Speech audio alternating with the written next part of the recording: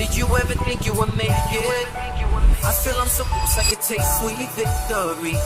I know this life meant for me. Yeah, why would you bet on Goliath when we got Bet David? Valuetainment, giving values contagious. This world of entrepreneurs, we get no value to haters. How they run, homie, look what I become. I'm the one.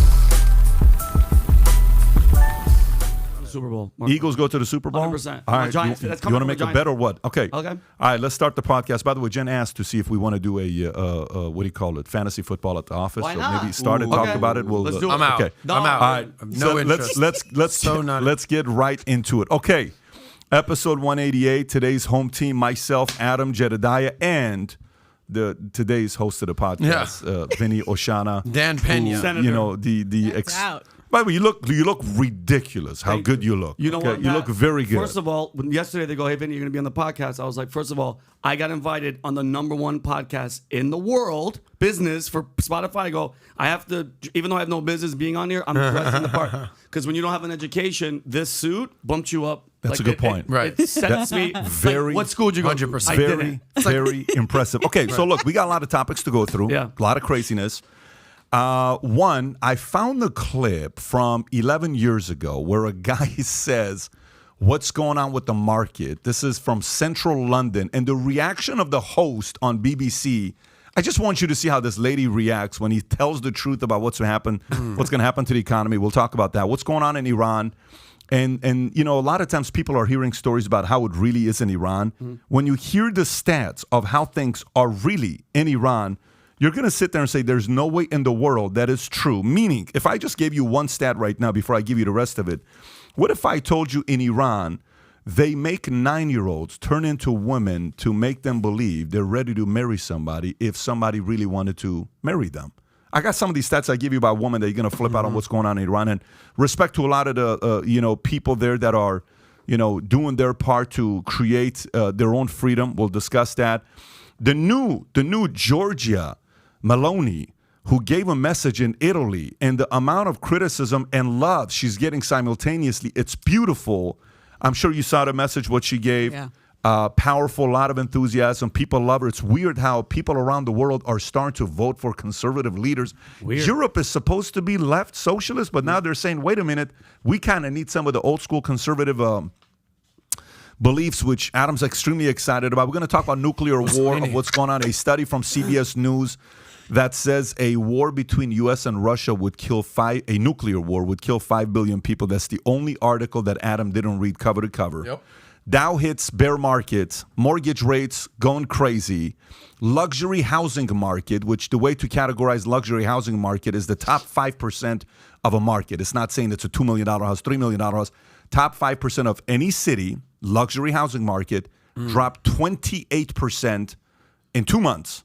It's the highest we've had in 10 years. That's a massive drop up. That's saying a $1 million house is $720. Wow. Yeah. A $10 million house is $7.2 million. It's a big number we're talking about, and it's not going to be slowing down. And we got a special message for Dave Ramsey today because, Dave Ramsey, when he was watching a little too much fear porn, we're going to address the fear porn concept He's today. obsessed with the fear porn. Yeah, he maybe needs to watch a little bit of fear porn because maybe he doesn't watch fear porn. So Rashida Tlaib, who gave a direct message to CEOs, and she tried to call out Jamie Dimon, and Jamie Dimon's response is fantastic. We'll go into it. The British pound plunged to an all-time low. Just in 2007, the pound was 211. It dropped to 103. We'll cover that. And then we got a couple other stories. Apple has decided to make their phones in India. Record number of New Yorkers are switching their driver's license to Florida. Billionaire bunkers around the world.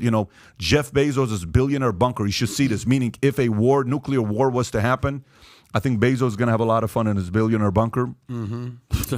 And then Bill Maher talks about the prosthetic breast teacher. Massive. Yeah, which is, Big story. Yeah, which apparently it is a big story, and we'll cover that as well. So having said that, let's get right into it. Which story do we want to talk about first? Real quick, can I just give all three of you guys a warm welcome to sunny South Florida? Beautiful. You guys have been here. Man. You Talking guys about the hurricane? I've been here for 3.5 months. You've been here for, I don't know, 3 months, 6 5 months, right? 6 months. Year and a half, year and 9 months. January to whatever it is. You had an easy go your first year here. Yeah. No hurricanes. Yeah. Yeah.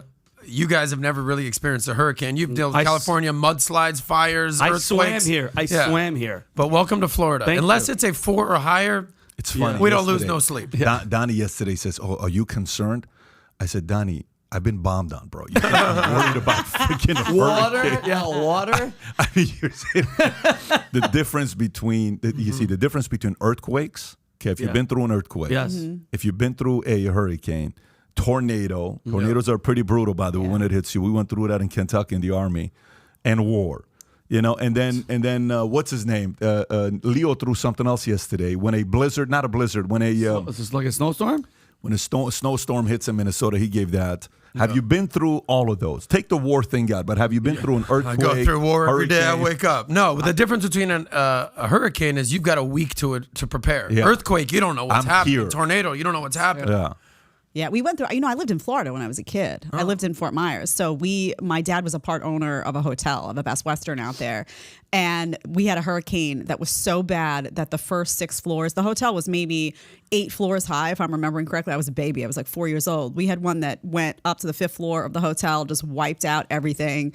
So I was a kid. I was like, oh, party time. You know, I thought it was going to be fun. You know, kids they don't really process anything. Yeah. I had my family there. I was like, oh, this is great. Oh, look at the window, the trees. Oh, look, that fell down. So, you know, now I'm like, man. We have to But be careful. hurricanes don't scare me as much for some reason. I can't really intellectualize why. I think the earthquake is out of all those. I mean, besides the war, because we're from the same place. But the earthquake, there's no warning. You'll just be in mid conversation, and then I don't care who you are. If you're not religious or your first thing is it's over. We're done. It's done. You've been through earthquakes in LA. multiple- Earthquakes that woke me up from asleep. Yeah. Yeah. Because stuff's falling off the. Yeah, Gotcha. straight. But Tampa That's Bay is going to get hit pretty bad. So hopefully Tom Brady Yeah. could do something about Yeah. that. They're all moving. Tampa Bay is going to get hit. Tampa is pretty bad. going to get. And Pat, here's my question to messed you. up So, bad. with all our technology, mind you, I know you guys saw NASA just had a DART mission that they sent 7 million miles away, asteroid, and they hit it with an object to make it just in case the asteroid comes and hits us. Successful mission. They can't, with our technology, do something for the tornado or hurricane and make it just call it racist. But Like you're by the racist. way, You know, Biden's you're working on asking that. a very, very good question, and there are people that are working on that. Yeah. That because what they have created now is how to create a storm. They know how to create a storm. They know how to create rain. They know how to create that. If you can create it, you got to figure out a way to Backtrack. how to undo it. Yeah. What do you mean they can create a storm? What do This you is mean? the thing? Simulate. Clouds, Great and stuff? precipitation Oh, yeah. and- They do that okay. in the Middle East all the time. They can create a They storm. make Do they rain really? happen in Dubai. They're like, it's gonna rain on Thursday, and it happened. Wow, look at that. Yeah, Technology. They can create a storm. We don't need to deal with that in Florida. It rains all No. the time, so we're not looking good. for less rain here. Yeah, we're okay. good. I So- guess in the Middle East they need that. So, do we want to start with like a business story to get Vince's feedback on these business stories? I say we start off with a can't- business story. can't Let's go, wait. Let's go right into a business story. Wall By the way, Street tycoon over here. you know, with everything that's going on, just go straight to Dave Ramsey. Okay, go to Dave Ramsey. I want to start off with him. So, Dave Ramsey, a few months ago, I need the exact date on this post, by the way. That's what? June 29th. That's June 29th. Fantastic. So go to June 29th. Let's see what the market was at on June 29th. Go to Dow Jones, June 29th. Yeah, June 29th. Okay. All right, so let's look at it. That was what? Pull it up, June 29th. Okay, you're going to look at it that way? Maybe let's look at it in a basic way. I thought I saw on the Dow left. I thought I saw on the Jones. left. If you take Dow Jones and you go 6 months and you go straight to the date, I'll find it right now. I'm on June 29th. June 29th, that was at 31,000 and change. Okay, fine. June 29th, Dave Ramsey says the following. Let me read it to the audience so they can see it. If you can go to the post right there. Okay. The housing market is not crashing. It's by Dave Ramsey. Inflation, recession, high interest rates, high fuel costs, labor market disruption, including the Great Resignation, supply chain shortages, bear market, and the hits just keep coming. Are we heading for the end of American economy? Is the housing market going to crash? Is this generation going to be priced out of the housing market and never be homeowners? No, no, no. 3 no's. So that's 3 no's. So that means he's saying no to, are we headed to the end of American economy? Of course not. Is the housing market going to crash? That's the question that we want to address. The second one says, is this generation going to be priced out of the housing market and never be homeowners? That's also no. I agree with that one. But the main one I want to target is the middle one. Is the housing market going to crash? He said no. Sorry to end your fear porn party, but the sky is really not falling. It's definitely scary, and some of the things going on truly do suck, but the sky's not falling. When you're operating on fear, fight, or flight, chemicals flood your brain and your critical thinking skills shut down. Higher thought patterns and analysis are only possible when a perceived threat is lowered. You don't ever make good decisions based on thinking. You do when you're afraid or angry. And the news cycle right now will make you both angry and afraid several times a day if you let the drama in. So the porn party is still going, basically. Yeah, so no, what he's saying is don't worry about it. It's all going to be all right. So I just finished a book. It's called How to Mighty Fall. It's by Jim Collins. Mm-hmm. Okay, Jim Collins wrote a book years ago called Good to Great. So in this book, How to Mighty Fall, he asks a very, very good question, okay, which is a rebuttal to this here, because it is a battle. He's giving the motivational, positive thinking, everything's going to be all right mindset, which is something I subscribe to my entire life. However, there's a caveat to it. In the book, Jim Collins says you have two options here, okay?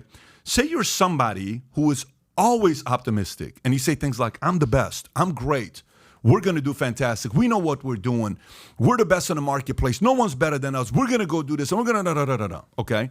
And then the other mindset is what? The mindset of a person says, I don't know if I'm good enough to compete, man. I don't know if I have what it takes to compete in the podcast. I don't know what if the rates drop in real estate, and what if that happens, and what if I'm not good enough to be a father? What if I'm not good enough to be a husband or a mother or a wife? Or what if I don't have the goodies yet? Man, if I don't call that person, what if that client changes their mind? So you're always in that I'm not good enough to get to the next level, right? He says two companies have two different types of leaders. Say one is thinking like everything's going to be great, and the other one is, dude, we got some improving to do, right? He says, let's look at the first option. If the first option, if you're right, guess what? Everything's great. If you're wrong, you're problematic. Mm-hmm. You're going to go out of business. But in the second situation, if you're wrong, who cares? Mm-hmm. But if you're right, good for you. You're going to keep improving. Mm-hmm. Meaning, if you look at this and you say, oh, is the market going to crash? Nah, it's not going to the market's not going to crash. Yeah, it's going to be all right. Don't even sweat it, all this stuff. Okay, then rates come up, okay, to 6.29%. I don't know if you saw the Yahoo Finance thing. I'm going to send this to you so you can show it, because I think it's very important for us to see this. Luxury home pricing. I'll text this to you. We have it in the article as well. But Tyler, if you want to look at your phone, I'm sending it to you.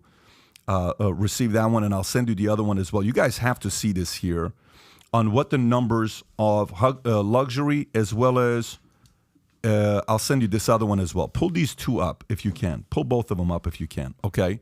So that's one of them. Take a look at this. This is from Yahoo Finance. This is luxury home sales sync most on record. That's from 2013. Okay, look at the luxury market. It goes down a little bit in 2014. Then in 2020, it drops during COVID dramatically. Wow. But as bad as it dropped during COVID, look how bad it's dropped after COVID. So meaning COVID was fake. It's all fear. That 6-month period right there in 2020, that was not a real crash. The market still went up. Mm-hmm. But look at the drop from the top to the bottom. That is a 28% drop from June to August. Highest in 10 years we're talking about, okay? So then outside of that, inventory is officially up. Okay, inventory is going up.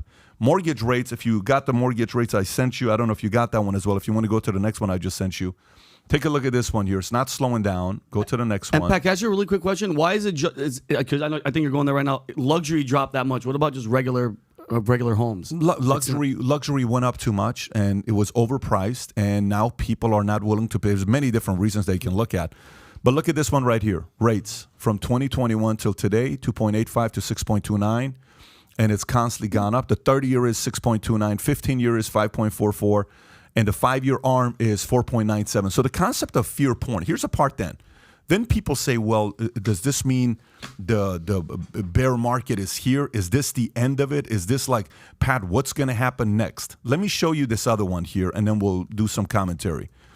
I'm going to read the Dow hits bear market as stocks sell off. Okay, if you want to go to page 5, Tyler, if you have that article, if not, I'll just read it to the audience. This is very important to pay attention to.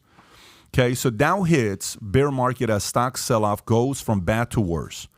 The Dow average on Friday briefly hit a bear market before bouncing back from slightly a 700-point drop. The average is now sitting at the lowest since November 2020, which is COVID.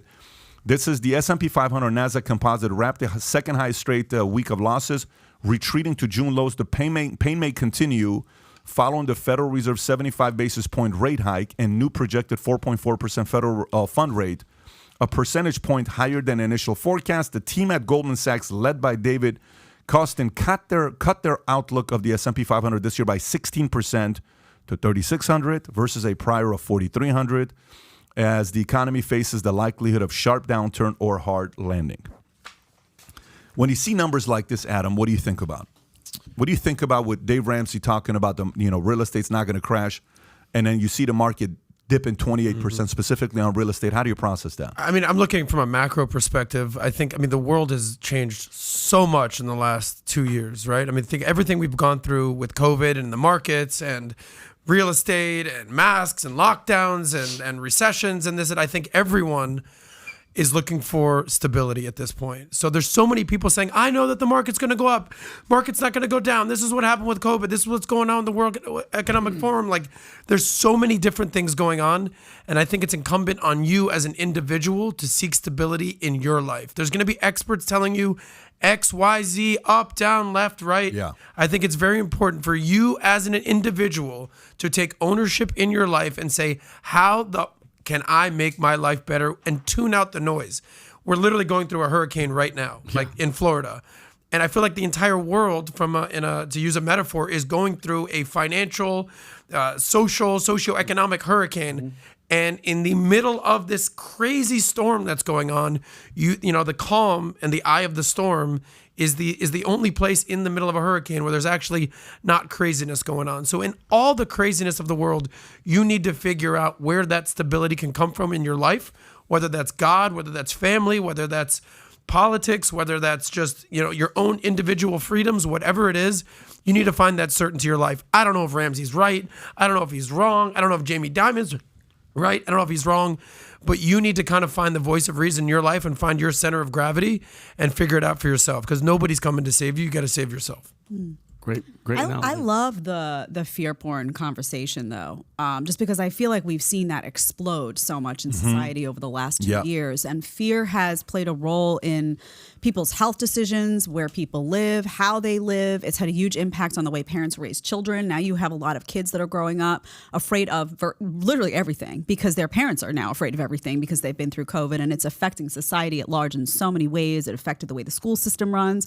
So people are in a very different head right now. And I'm wondering if there's just going to be a pretty enormous backlash to this, which means that a lot of people were making decisions based on fear and now are looking back and seeing the negative ramifications of that on themselves and their families. And I'm wondering if now there's going to be people rising up refusing to do that again with the complete opposite mindset of, I'm not going to live in fear. I'm not going to let these things, prevent me from excelling. I'm not going to be, stymied by what a political bureaucrat or what society tells me I should be afraid of. Because what I'm seeing now is kind of like a lion kind of like roar from a lot of people who bought into the fear and now just refuse to live that way, just seeing how negatively it affected their families over the course of the last 2 years. But also it kind of depends where you're at in life. And this is why I love freaking America so much, because you could say, well, recession in America and the markets and all that. It's like, pump the brakes a little bit, everybody. We're still in America. We're still in the greatest country on earth.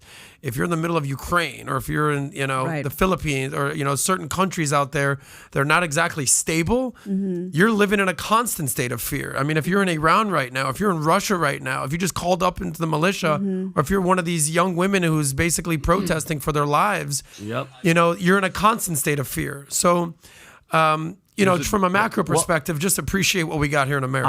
I was, dude, trust me, I was scared as hell. And like I said earlier, I don't know nothing about business. I went to Adam, we had that talk, we sat down, Adam hooked me up with, Vinny, do this. He goes, invest in the S&P 500. I'm so stupid. I thought it was a NASCAR race. I go, are they racing on Sunday? He goes, no, not NASDAQ. He goes, NASDAQ, not NASCAR. I go, oh, okay. Like an idiot. But hey, scared the hell out of me. Yeah. So, and I invested. That's why we're the number one business podcast in the world. Thank you, by the way, so here's how I process this. This, okay? I grew up in business. The first 5-10 years, all I subscribed to was Power of Positive Thinking by Norman Vincent Peale, and that's all it was, okay? And then you realize there's levels to life. So, for example, the most basic thing you can do is buy-term investing, not buy-term invested difference, dollar cost averaging, right? Or buy-term invested difference is one of the ones that Dave will talk about, but dollar cost averaging, put your money every single month, buy $200 of a mutual fund, $500 of a mutual fund, $1,000 of a mutual fund, or an ETF, and leave it there 30 years. You're going to get a certain set of return. The market's going to crash. And by the way, I have a mutual fund today that I've been putting money into for nearly 20 years. Mm-hmm. And I started 20 years ago. And I started with $100 a month, okay? And it's grown into a very nice account. I don't even look at it, but it's grown into a nice little hefty account that I started with $100 a month. Okay, that philosophy works. But many times when a message like this is given, a baby boomer who's sitting there thinking the market's going to be okay, the market's not going to be okay for the baby boomer. A baby boomer who was expecting to retire at 64 years old, who's 63 today, has to now work to 70 years old because somebody didn't give him the right counsel. Boom. The part with giving counsel is your counsel has to be given to whatever situation you're currently in, okay? Mm-hmm. That's the part about giving counsel, specifically when it comes down to finances. A counsel like this that you give to say, the housing market's not going to crash, it's not going to be this, it's not going to be that, and then the market does crash, the real estate does crash, and you say, rather than saying this, you say, just in case this happens, be prepared in the following way. By the way, Tyler, do you have that clip from the guy that says the government doesn't, if you can pull up this one clip, just play this clip and go to, go to 45 seconds, about a minute or so, go to a minute and press play. I see an opportunity to make money, I go with happy, make them feel more confident. Listen to what this guy says that's 11, 12 years ago. Personally, it doesn't matter. See, I'm a trader. I don't really care about that kind of stuff. I go with if I see an opportunity to make money, I go with that. So for most traders, it's not about, we don't really care that much how they're going to fix the economy, how they're going to fix the whole situation. Our job is to make money from it. And personally, I've been dreaming of this moment for 3 years. I have a confession, which is I go to bed every night, I dream of another recession. I dream of another moment like this. Why? Because people don't seem to maybe remember, but the 30s depression, the depression in the 1930s, wasn't just about a market crash. There were some people who were prepared to make money from that crash. That's the part. And that's what I think no anybody one wants can to do talk that. about. It isn't just for some people in the elite. Listen to the lady's Anybody reaction. can actually make money. It's an opportunity. When the market crashes, when the euro and the big stock markets crash, if you know what to do, if you have the right plan to set up, you can make a lot of money from this. For example, hedging strategies is one. He's going to say bonds. He's going to say a few things. Investing in bonds, treasury bonds, that sort of stuff. If you could see the people around me, jaws have collectively dropped at what you've just said. I mean, we appreciate your candour. However, it doesn't help the rest of us, does it? Or the rest of the Eurozone. See, but that's, listen. I would say this to everybody who's watching this. This economic crisis is like a cancer. If you just wait and wait thinking this is going to go away, just like a cancer, it's going to grow and it's going to be too late. Wow. What I would say to everybody is get prepared. This is not a time right now to wishful thinking the government is going to sort things out. The governments don't rule the world. Goldman Sachs rules the world. Wow. Goldman Sachs does not care about right. So what do you take from that message? Just as a person, maybe you're not in finance. When you hear that, how do you process what he just said? It says, I dream about a recession. Happens every 10 years. Yeah. In the 30s, a lot of wealth was created.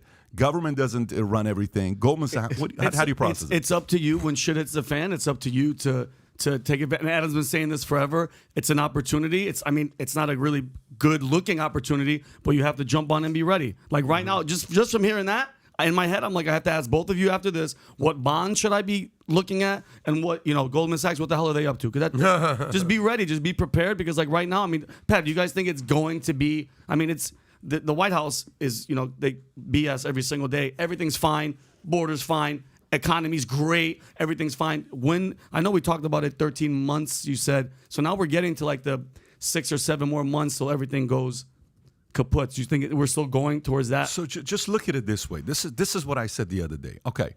And if you go to Dow Jones, history of Dow Jones, just go to history of Dow Jones. This is all you need to know, okay? Just type in Dow. Yeah, history of Dow Jones. High. Let me see if you can pull this up or not. If you can go max, how many years back does it go to? 82. Wow. Okay, what was it at 82? 907. Okay, what is it in 1990? Go to 1990. It's 2,600. Okay, what's at 2000? 10 grand. Okay, what's at 2010? 10 grand. Okay, what's at 2020? Wow. 30. So here's the 28, point, 30. guy. And what was it at 1980? Go all the way back to what it was at 27, I think. 907. 907, Oh, God. guys. So meaning it went from 907 to 10 grand to 20 grand to 30 grand. The Dow in the next 40 years, so if it was at 40, so if we take 907 into 30, what's 907 into 30? Roughly 35 times, Yeah. okay? 33 times, right? 35 times. So that means if we take 30,000 Dow today, okay, 30,000 Dow today, and we do times 35 is what? That means Dow will be at 1 million in 42 years. So meaning long term, you're going to be fine. Long term, innovation is going to be fine. But for people that are sitting there saying, I truly want to create wealth, you have to, if you have some savings right now, you did it right, you're going to be able to capitalize because a lot of things are going to be on sale. You're going to buy a condo, a house on nothing, in my opinion. In the next 12 months, the level of discounted properties is going to be insane in 12 months. Like discounted in a way that you never thought you'd be paying that kind of a discount on 12 months. But you have to also be thinking about this is if you're 30 years old, this is probably going to happen only 5 times in your lifetime. Wow. If you're 40 years old, it's probably only going to happen 4 times in your lifetime. If you're 20 years old, 6 times. Wow. You have to be ready for the next one that's going to happen in 10 years. And the way you do that is by piling up a bunch of cash and you make some good investments. And 10 years from now, you're ready when it happens again because we're going to go through the cyclical cycle. So my prediction is the following. Who gave birth to Ronald Reagan? Jimmy Carter. Yeah. Okay. Who's the closest president to Jimmy Carter? Joseph Biden. Joseph Biden. And how long was Ronald Reagan president? 8 years. Who became the next president? His VP, senior. Bush. So Republicans stayed for 12 years. Then what happened after 12 years? Clinton. Showed up. That's 8 years. What happened after Clinton? GW. W. What happened after him? Obama. What happened after him? After him is going to be one term. There's going to be 2 1-termers. So we haven't had a 1 term in a long time. Wow. You get what I'm saying? It's going to be a 1 term. Assuming Biden is not the president. Biden's not. Yeah. that's true. Well, you'll see the numbers that we're looking at. So the point is, this economy, the way it's going, this is going to give birth to a conservative president for the next 8 years. Whether it's going to be a DeSantis, whether it's going to be a Trump, if it's a DeSantis and it follows Carter's playbook, whoever DeSantis chooses as VP could most likely end up being the next president as well. So if DeSantis pick a name. I don't know, just give me any name. Nikki Haley. Yeah. Okay, give me any name. It's not going to be Nikki Haley, but let's just say it's going to be Nikki Haley. So you're 12 years then. So that's 12 years, okay? Then the market's going to sit there and say, whoa. Little too much. Yeah. Rich are getting too rich. This is not fair. We have too many trillionaires. Why should Elon Musk be a trillionaire? Then it's going to flip. But all I'm saying is during this time, folks, here's all I'm saying. Andy Grove, I'm going to keep saying this as many times as possible, who ran a company called Intel that grew 100% rate, that everybody in Silicon Valley swore by this Hungarian guy that built one of the best stories in Silicon Valley. He wrote a book. And the book was called Only the Paranoid Survive. Wow. Simple as that. And too many people are not paranoid today. I'm going to do great. People are only the paranoid survive. So you need a little bit of that mindset of only the paranoid survive today. Because if you don't, and the market tanks, because here's what happens. If Dave Ramsey is right, guess what? Nothing changes. Great. He's right. But if Dave Ramsey is wrong, a lot of people who listen to him are screwed because they sat there saying the market's not going to crash. He didn't prepare them to say it could potentially happen. Anyways, we're going to see what's going to happen here with the story. Can I add something to that? Go for it. I also think it's where you're at in life. Like every single one of us, everyone listening right now, you could look in the mirror and say, how far can I think out? How far can I think outward? 2/3 of Americans are living paycheck to paycheck. I don't care how positive or optimistic you're, what kind of plan they have in place. If you're struggling to figure out how you're going to pay your next bill, next week, next month, next quarter, it's hard for you to have a plan for what's going to happen, 12, 24 months from now. But the goal is to get to the point where you can think that way, right? So I'm at a point where I'm not worried about week to week, day to day, month to month, even year to year at this point, because I set the wheels in motion. 15 years ago, 12 years ago, okay, how can I get from week to week to month? Boom. All right, got it. I'm no longer month to month. All right, how can I get from month to year? Boom. I'm no longer figuring out year to year. And now I'm in a perspective where I'm thinking 5 years from now, where do I want to be in life? And that's what I'm planning for right now. But if you're like, how the hell am I going to get to think long term? It's like, well, just crawl before you walk before you run before you walk a marathon. So wherever you're at in life, just think about what's the next step. So if I'm Vinny, I'm thinking, all right, cool. I'm no longer month to month. How can I get that? I'm no longer thinking year to year at this point. And that's just the next evolution of your step of your life. So that's where you got to kind of look in the mirror. Where are you at in life right now? What's the next step, the next goal that I should be reaching towards? Because whether it's the stock market, whether that's relationships, whether that's real estate, whether that's even your health, if you're focused on day to day, you're never going to be able to win. Meaning, I'm going to fight with my girl, stock market's up, right? I'm not feeling well, COVID, whatever. It's like, but if you can extrapolate over time, it's kind of exactly what you were saying about the Dow. In 40 years from now, it's going to hit 1 million. But if you can kind of have that long-term perspective rather than being myopic day to day, week to week, you'll win in the end. It's just hard to get to that long-term perspective. Yeah. Okay, but here's my question, Pat. I hope you can expand on this.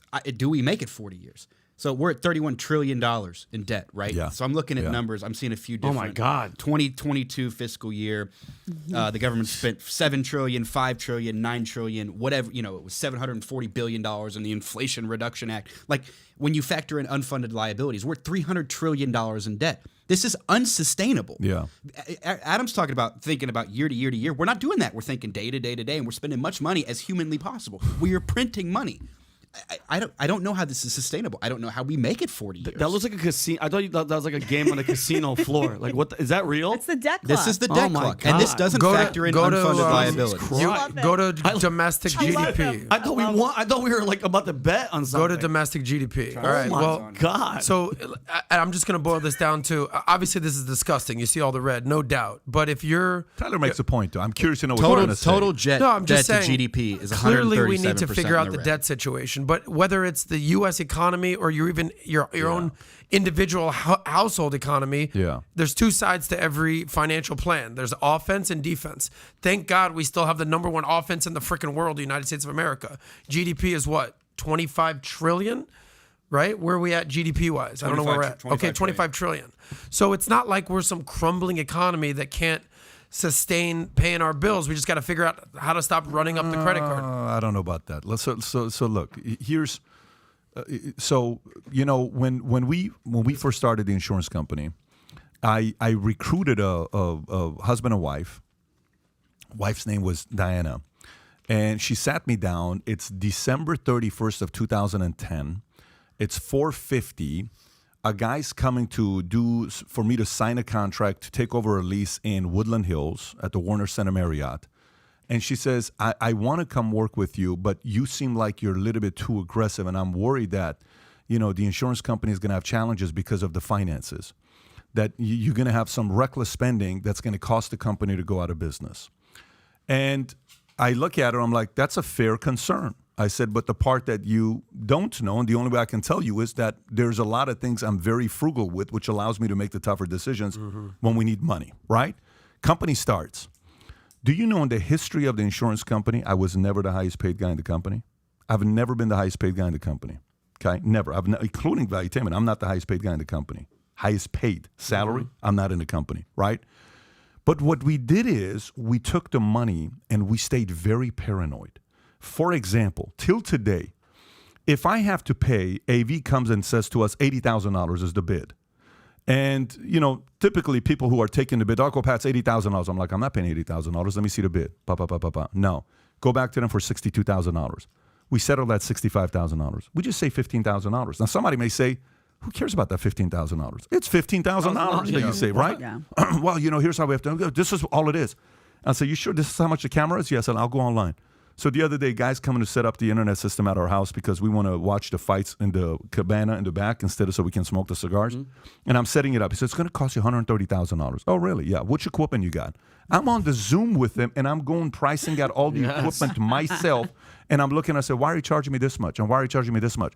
3 of the things I was able to save $4,000 or $5,000, but one of the things He gets it cheaper than I do for wholesale. Where I looked at wholesale, like, you notice I can get it cheaper than you. I said, fair, that's fine, but I need you to lower these to this. Anyways, the whole thing ended up being $59,000. Wow. To get internet set up in the background. And what was the initial quote? 100 something. $100,000. Gotcha.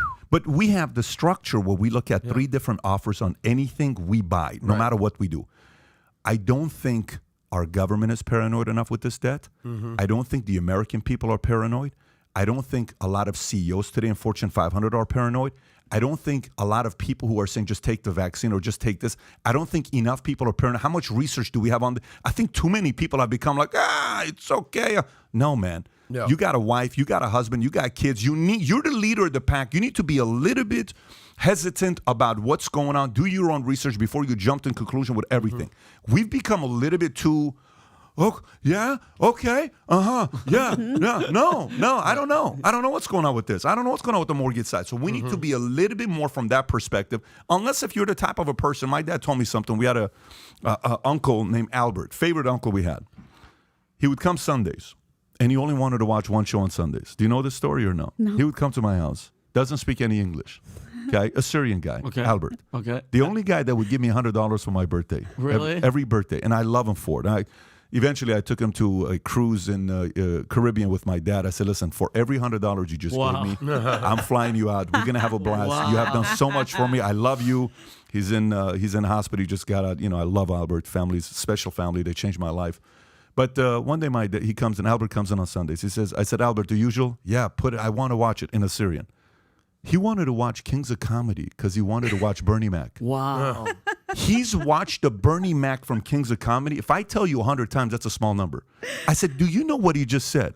He says, no. 2, 4, 6-year-old. God help me babysit these motherfuckers. So we would watch this. Not a bad Bernie Mac, by the way. Not a bad. So then he says to me, he These says, the motherfuckers 2-year-old, she the shepherd for the devil. Whatever the 2-year-old says. These I know the whole thing love because it. of Albert. One of my favorites. Because I've watched this Bernie Mac thing so many times. Here's the point. I'm scared of you, motherfucker. I ain't scared of you. You better back the fuck. Come on, motherfucker. I ain't scared of you. There's no about him downstairs. Him That's it. downstairs. That's so funny. Oh my Why- God. why did Anyway, he want to listen to but Bernie let me Mac? tell Probably you didn't something, understand because him. he just Cadence. loved his mannerism. cadence. I would say, do you know what he just said? He says, I have no idea what he just said. He's just Zero so clue. funny. Oh my God. So my dad sits me down and we're in the kitchen. He says, look at Albert. And he says, what about it? He says, just look at him. Look how happy he is. He says, that's the happiest person I know in my life. Wow. So look at him. He says, be very careful reading these books. I said, why? He says, because the moment you have too much knowledge, you're going to lose the innocence of being happy because you know nothing. Yeah, exactly. So you That have- was Albert, That was innocent. Albert. So the point you have to choose in life, unless if you just want to live a innocent, happy life that you're just chilling, kicking, and not giving a shit about. Yeah. He couldn't even know. You ask him what the Dow Jones is, he's going to think it's a lady next door. Tell Dow I said hello. She You know, cute? but the point is, if you choose to really pick up a book and read, you're going to enter a world of, right. damn, I better kind of learn to make some adjustments. Yeah. But if you just want to live a life like Albert, dude, more power to you. Every family needs an Albert. And he was the I'm happiest guy in Al- here. I'm This is Albert. ignorant. I'm That's freaking it. Albert. I'm not going to touch a goddamn Well, book. this is the difference between ignorance as bliss and as Yeah. what we talk about, red pill or blue pill. Oh, my God. Yeah. Do you Well, want to? I think Yeah. the problem is two things, right? You showed the debt clock, and your reaction is amazing because I think a lot of people just, first of all, it's too big. Yeah. These numbers are too big. You can't even contextualize what this means. It's like it's too much.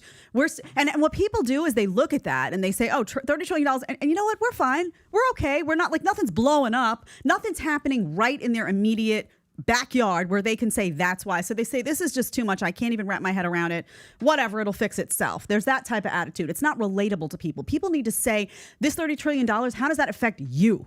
How is that if you don't tell people how it's going to affect them personally, their family, their paycheck, they're not interested. I agree. That's number one. And I think secondly, I think this attitude of what Pat brought up of not asking questions, it's almost like we're being trained now to just accept things as they are. Like, oh, debt, this is the new norm. This is the new norm. You have to accept it. It's just the way things go. If you don't have debt, you're not going to have nice things. If you don't have debt, we're not going to be able to invest in education. If you don't have debt, we're not going to get this. So people are like, well, we have to have debt because if we don't have debt, we're not going to have all this stuff. So, and people don't want to really look at the root cause of the issues, which is that we spend a ton of money on things that do absolutely nothing. It's a complete waste. There's a ton of bureaucracy that's not necessary, waste, fraud, and abuse. Nobody wants to do the hard work, including, by the way, Democrats and Republicans in Congress who don't give two shits about these numbers. Yep. They don't care. They'll pile them on till kingdom come. Doesn't affect them. They're going to be fine. They're not worried about you. So this is not a red versus blue problem. This is a government problem. And people need to start. The thing is, you can have that state of bliss. That's great. And I used to be a person, let me tell you, I went through college. I studied literature. I didn't read the newspaper. I was dating a guy who was into economics. He was an economics professor, actually.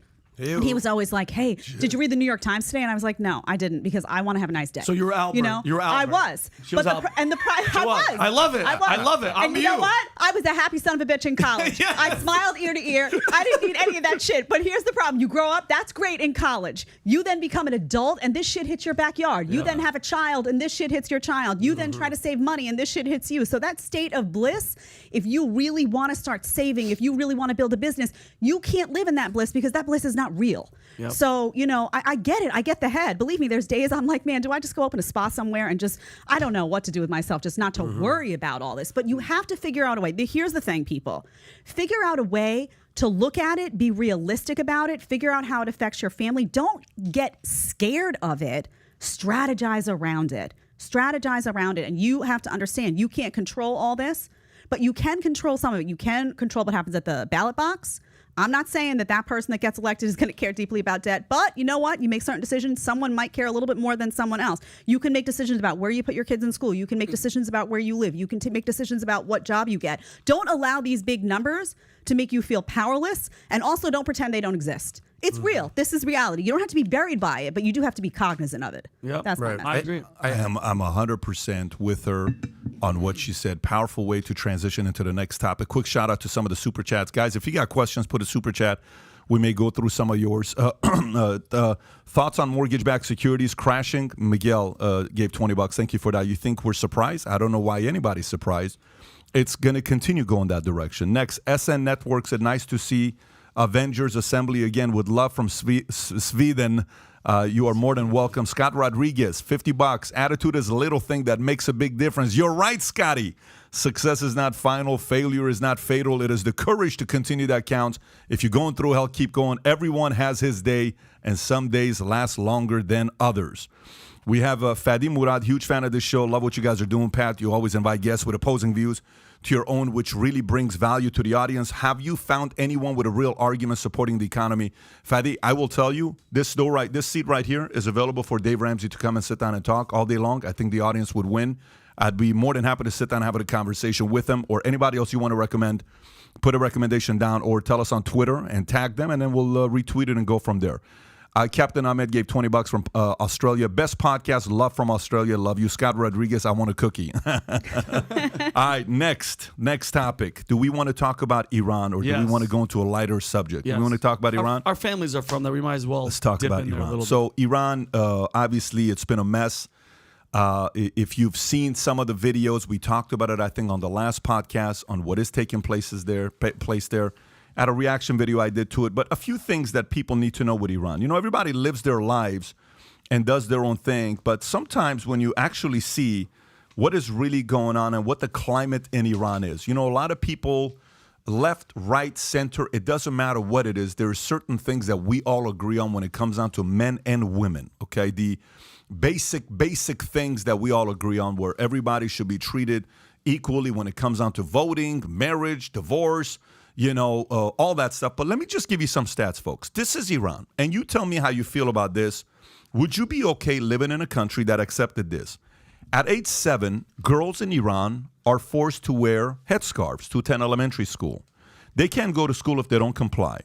According to the Islamic law, if you kill someone, you have to pay some sort of atonement, blood money, to the family of the victim. You ready for this one? The money you have to pay for killing a woman is half the money you have to pay for a man. Okay, that is in Iran. Women don't have the right to divorce their husbands. They're basically stuck in their marriages as long as possible. Their husbands want them to be. Men have the rights to divorce their wives whenever they want. Being gay Queer is illegal. The punishment for death for being gay in Iran is death penalty. Having a dog is illegal. You can't take your dog out for a walk. The police can literally take away your dog and kill it if they want to. Yeah, it's true. Crazy. I wonder what they do to it. I think if they have a cat, they kill the dog and the cat and the owner is what they do. Everybody goes down. The cat is like, you got to be careful with that one.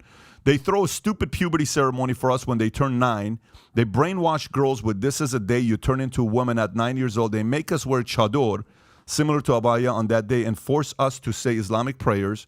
An Iranian man is allowed to have 4 wives at the same time. Iranian women should be stoned, thrown stones until death if they are proven to have committed infidelity. Partying is illegal. Dancing is illegal. Singing is illegal for women. Women are not allowed to play musical instruments in public. Satellite TV is illegal. You can't go to the beach and sunbathe and swim with your entire family because it's illegal. Young girls are forced into marriages with men they barely know. Girls as young as 9 years old are forced into these marriages. Does this sound like a place you want to live in? Does this sound like a place? Not even a little bit. Now, here's the thing, though. This is the part. Yesterday, I was doing a podcast with this guy, David, a Jewish guy. Very interesting podcast. He didn't like what Tate stood for, so he's got a big following on Twitter. We did a podcast together. It was very entertaining. And, I said to him, here's the part on why I love everything being public, because ideas, good or bad, social media makes people listen to what I just read right now. Mm-hmm. And some of you may have chills all over your body and you're saying, that's unfreaking believable. That is horrible. And then the world gets to say, these are horrible ideas and common sense eventually wins. A conservative woman, Prime Minister of Italy, who's one of the top socialist countries in the world. Do you remember the COVID breakout in Italy just 2.5 years ago? Yeah. What they did with the shutdown? The country said, we don't want this. Yep. You're seeing in Iran, women are out there marching, protesting. I got calls yesterday. I'm trying to do an interview with the Shah's son, Reza Pahlavi. We're talking to Daryush Gubush. We're talking to all these guys to see if we can put on a concert to support with Iran. I'm talking to all these different musicians, these people that are calling me, big name celebrities in the Iranian community. People are saying we're sick of it because bad ideas get exposed. Yep. And that's exactly what's happening in Iran today, which is a great thing. By the way, Elon Musk did activate Starlink for Iran, which I think if you ask me, all these, the other day, Joe Biden gave a humanitarian, I think, award to Elton John. Yeah. And I'm sitting there saying, when are you guys going to give a Nobel Prize to Elon Musk? I'm going to keep saying it until these guys realize you're activating Starlink to give free internet access to places like Iran where we can see exactly what's going on and people can make a decision. Because the government shut it down. It's a sad situation. Right? What are your thoughts being from there as well? How do you process the first thing, just on the Elon Musk, because the government shut down the internet, right? That's they told right. nobody to be on the internet. Yes. And you guys will feel me. The first thing when I saw this pass, especially because my mom and dad are from Iran, the first thing, I don't know why I jumped to it, is the people here, especially some of these hardcore feminist women, I go, they don't know nothing about this, right? They complain about how horrible this place is. But think about it. As a woman in the United States, you can go to college. You could have 90 cats. Nobody's going to say shit. You could sleep with everybody on the team. You could get out, become a CEO. You could do whatever. You could go on the streets, march, make out with a girl, take your clothes off, burn the flag, say hashtag kill all men. Nothing happens. This poor girl, her hat was crooked. And the morality police, they have fucking morality police, sorry for my language, beat her to death. Okay, so anytime I hear anybody complain, especially those feminists about this place, because Pat, you nailed it. They don't know those. They don't know those stats. And to be honest with you, they don't give a shit. They don't care. So from now on, and I'm saying this to those people that are just so anti-America, take a time out. Take a step back. Look what's going on. Nobody knows, bro. Are you kidding? You can't have a dog. That's like the least one at all. You can't have. It's illegal to have a dog. You're forcing people to wear kids on their heads. You know what I mean? Like, it's a perspective. Nobody knows. Yeah. Nobody cares. Great perspective by Vinny, and I appreciate that. I remember when Pharrell song came out, "'Cause I'm Happy." Yeah. And then there was a group of people in Iran that just wanted to be happy and sing this song.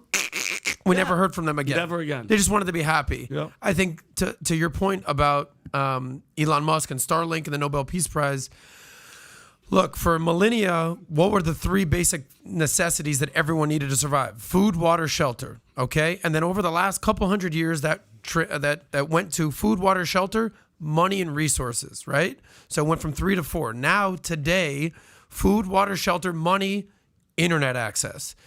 How many people are going to survive around the world without internet access? Internet access, I mean, the one thing people in Iran will need, the one thing Elon Musk is bringing to the table with Starlink, is freaking internet, so they can shine a light on what's happening there without it being basically in the dark. Because like you said, nobody knows this kind of stuff. This 9-year-old stuff, this 7-year-old stuff. No dancing, no being happy. Freaking can't even have a dog. No. This is what the mullahs are doing in Iran. Yep. You know, there's an interesting parallel to here, though, listening to this, because there is a thirst for freedom around the world. You know, we're talking about Iran. We can talk about Italy. There's a thirst for freedom popping up, except here. Except the land of the free. What is happening here? Where is the thirst for freedom here? What I see in the United States is the opposite. What I see is a spoiled, privileged, complacent population. And, you know, it's interesting. You talk about women's rights over there. What Vinny was saying is true. You're talking about, this is what real discrimination looks like. Thank you. This is active discrimination. When you talk about women's rights in the United States right now, you know what you talk about? Allowing women to do late-term abortions on babies. So who's lost here? We are. We are lost. We are a society that we are supposed to be the land of the free. We are supposed to be what other places look to and say, we want to do that. What are we doing? We have a bunch of people in this country, and it's a large segment of the population that is very comfortable with being subservient to authority at all costs. Authority tells you to lock down your business, and you're like, okay. Authority tells you to put a mask on your kid and send them to school, even though there's no data to support it. Okay. Authority tells you to get a mandatory injection that your doctor told you is not good for you. Okay. We just watched that unfold for 2 years. So there is something wrong here. And we have to really address that, because you can talk about what's going on around the world and everyone says, oh, America is a beacon of liberty. You can't even point to the military anymore. You used to be able to point to the U.S. military and say, the U.S. military has one mission. They have one mission. They have one passion. No. It's a bunch of people watching woke videos that look like they were built for small children. It looks like Blue's Clues. You've got the military sitting and watching Blue's Clues for the woke. Yep. So this is a huge problem. And until we face it within ourselves, you know what's going to happen? You're going to wind up seeing freedom fights in other countries that are successful, where they turn around and they say, these policies of the last 20 years, we don't want that anymore. And you're going to have America going backward, big time, where you have all of these big government advocates squashing freedom, and authoritarians are going to rise right to the top. So what happens then? And that's the huge parallel I see, because I'm so tired, honestly, of people saying America, America, land of the free. Where? Where is the freedom? Show me who those freedom fighters are. Republicans in Congress who sat on their asses for the last 2 years while businesses were shut down and said dipshit about it. Where is it? Show me where those freedom fighters are here, because we can't be a beacon for anybody unless we're doing it ourselves, and we're not doing it. I think what you're talking about is here in America, we have what is known as first world problems. Yeah. Okay. When a light is being shined on what real problems look like. Okay. I mean, we talk about what's happening in Cuba, trying to get people coming to Miami, here, right there. What's going on in Iran? I think in America, we've become complacent, fat, lazy. And what happens is your comfort zone will kill you. Yeah. And when you're comfortable, and I remember I interviewed a guy at what's Gary, who spoke at the Vault last year? Kasparov. He does the Oslo Freedom Forum, and I interviewed the host of the Iraqi Daily Show. Mm-hmm. It's like a comedian in Iran. He goes, I go, what do you wish for the people of Iraq? It goes, I wish that one day we could just sit there and be fat and lazy and watch reality shows like America. Mm. That's how we'll know that life is good. But to this day, we can't just sit down, turn on the TV, be fat, lazy, put a microwave meal in, and just watch a reality TV show, right? But Adam, let me just say this. It's twofold. Yes, it's first world problems. We're spoiled, we're lazy, we're fat. All those things are true. But it's also, there are people here. Joy Behar wants to be told what to do. There is a portion of the population here that wants systems of big government telling them what to do. They are uncomfortable with their own personal decision making. They are uncomfortable with you making your own decisions. They're uncomfortable with personal responsibility. They are uncomfortable with the values that built this country and made it the land of the free. They are out to turn it around. They don't want America to be the land of the free. If they wanted that, they wouldn't have wanted you to have to get a mandatory shot to walk into a restaurant to eat a damn sandwich. They don't want that structure. So when people say, there's a lot of, my friend Jesse Kelly on Twitter all the time is always like, the communist. And when he first started saying this, I was like, oh, this guy's out of his mind. Now I'm like, the communist, because it's real. There are people here who want to undermine what makes this country great. So some of it is first world problems, sure, the lazy, the complacent, and some of it is a deliberate effort by some to wreck this country. That has to be gutted out like a cancer. Do you actually think they want to wreck this country, or they just don't know better? Because I don't think anyone that you just talked about literally wants to wreck this country. I think they want to change drastically. You remember Barack Obama's fundamental transformation of the United States of America? Well, here it is. Here it is. Less freedom, less personal responsibility, more authoritarians. He was very comfortable with that spread the wealth. When he said to Joe Plummer, you know, when you spread your money around, it's good for everybody. He meant it. He meant your money and your money and your money, just not his money. Just not his money. Because he's fine. And if you send the immigrants over from Texas to Martha's Vineyard, just don't put them on his backyard. Exactly. So it was separate set for rules for thee, but not for me. And that's real. So yes, they don't realize it's going to wreck it because these people don't look at history and say, oh, look, every communist country, oh, it's been destroyed. That's interesting. And they think they're going to be the exception. You know, in every communist country, there's the elite at the top that do just fine. They're like, well, it won't. Hollywood's like, well, I'll be okay. We just haven't done it the right way yet. Yeah. That's the constant thing. We just haven't done it the right way. And there's a lot of dumb in there too. I hate to say it, but liberalism is not grounded in reality. It's not grounded in fact, and it's not grounded in successful policy. They're just not. It's just not. It's not. This stuff is not rooted in growth and opportunity. It's not. It's rooted in authoritarianism. It will ultimately wreck any society if that's the path you follow. And they see it, right? And then they see it, Pat. They see it, just to add, they see the crime. They see these things and they ignore it. They willfully say, oh, it's not crime. What are you talking? What do you mean you can't walk down the street without getting mugged? What are you, blind? You wearing blindfolds? Yeah, what do you mean? They changed the definition to inflation, remember? They're changing the rules as they go. So Jedediah's on fire today. I love it. You brought it. What's in that drink What's in that drink? Yeah, exactly. But I'm going to tell you, this is what I'm convinced, and I'm fully convinced with this, is bad ideas eventually get exposed. It's the best thing about leaving this stuff on social. Let people read it for themselves and do research, and eventually they get exposed. It happens all the time. The best thing that happened with social media,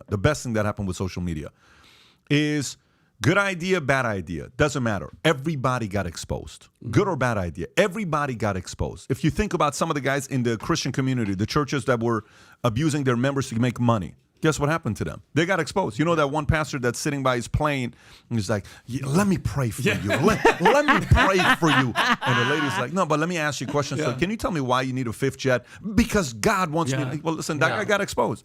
So, but at the same time, you see the rhetoric in Iran when you see what these guys are. This is getting exposed. The best thing with social media, we need more of these types of things happening. Right. But while this is going on, watch what happened in Italy. I'm going to give you two different articles. I'm going to give you two different articles. Your video that you just did about your response to Andrew Tate, it wasn't just a response to Andrew Tate. You were talking about exposing everything. Yeah. I mean, I don't know if that's what you were alluding to on that, what the Turkish prime minister had to say, or a member of parliament.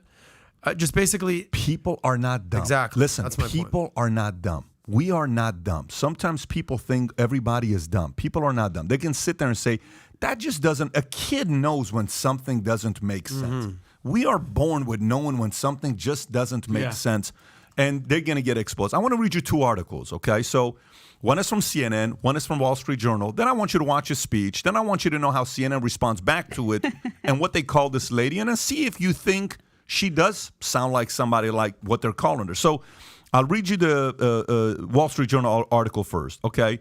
Italian right-winger Giorgia Meloni wins election as economic clouds gather.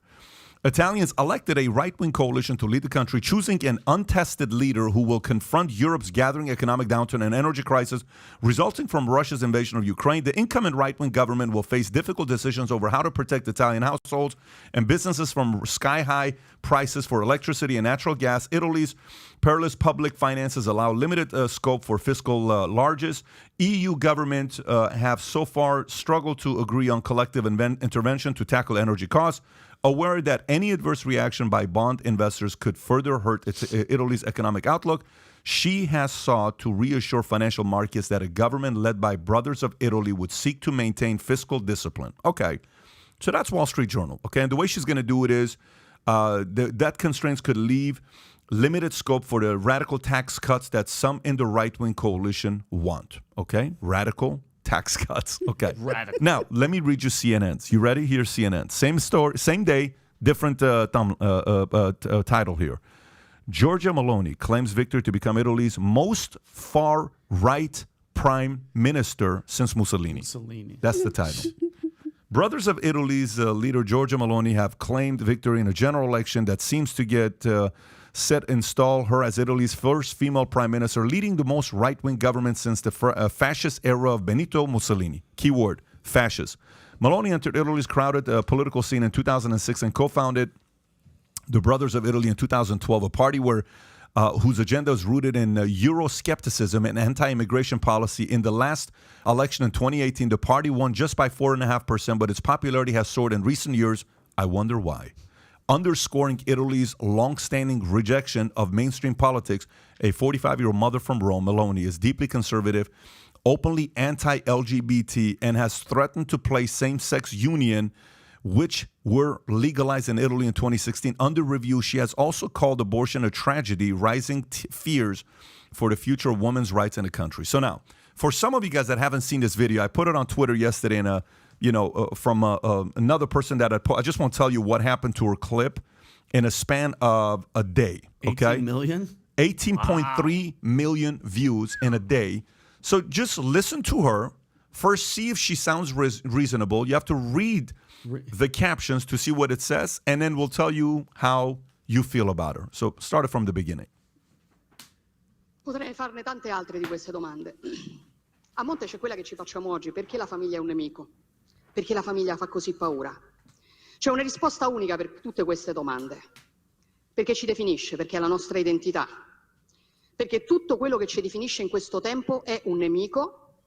Per chi vorrebbe che non avessimo più un'identità e che fossimo solamente schiavi, consumatori perfetti.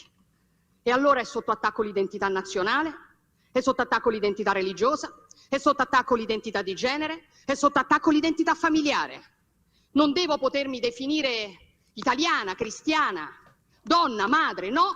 Io devo essere cittadino X, genere X, genitore 1, genitore 2, devo essere un numero. Perché quando sarò solamente un numero, quando non avrò più un'identità, quando non avrò più radici, allora sarò lo schiavo perfetto in balia della grande speculazione finanziaria, il consumatore perfetto. E questa è la ragione per la quale oggi noi facciamo tanta paura. Questa è la ragione per la quale oggi questo appuntamento fa tanta paura. Perché noi non vogliamo essere dei numeri, noi siamo qui per dire che noi non siamo dei numeri, noi difenderemo il valore della persona umana, di ogni singola persona umana, perché ognuno di noi ha un codice genetico unico e irripetibile. E questo, piaccia o no, ha del sacro.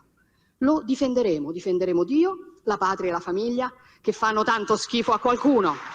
Lo faremo per difendere la nostra libertà, perché noi non saremo mai schiavi e semplici consumatori in balia della speculazione finanziaria.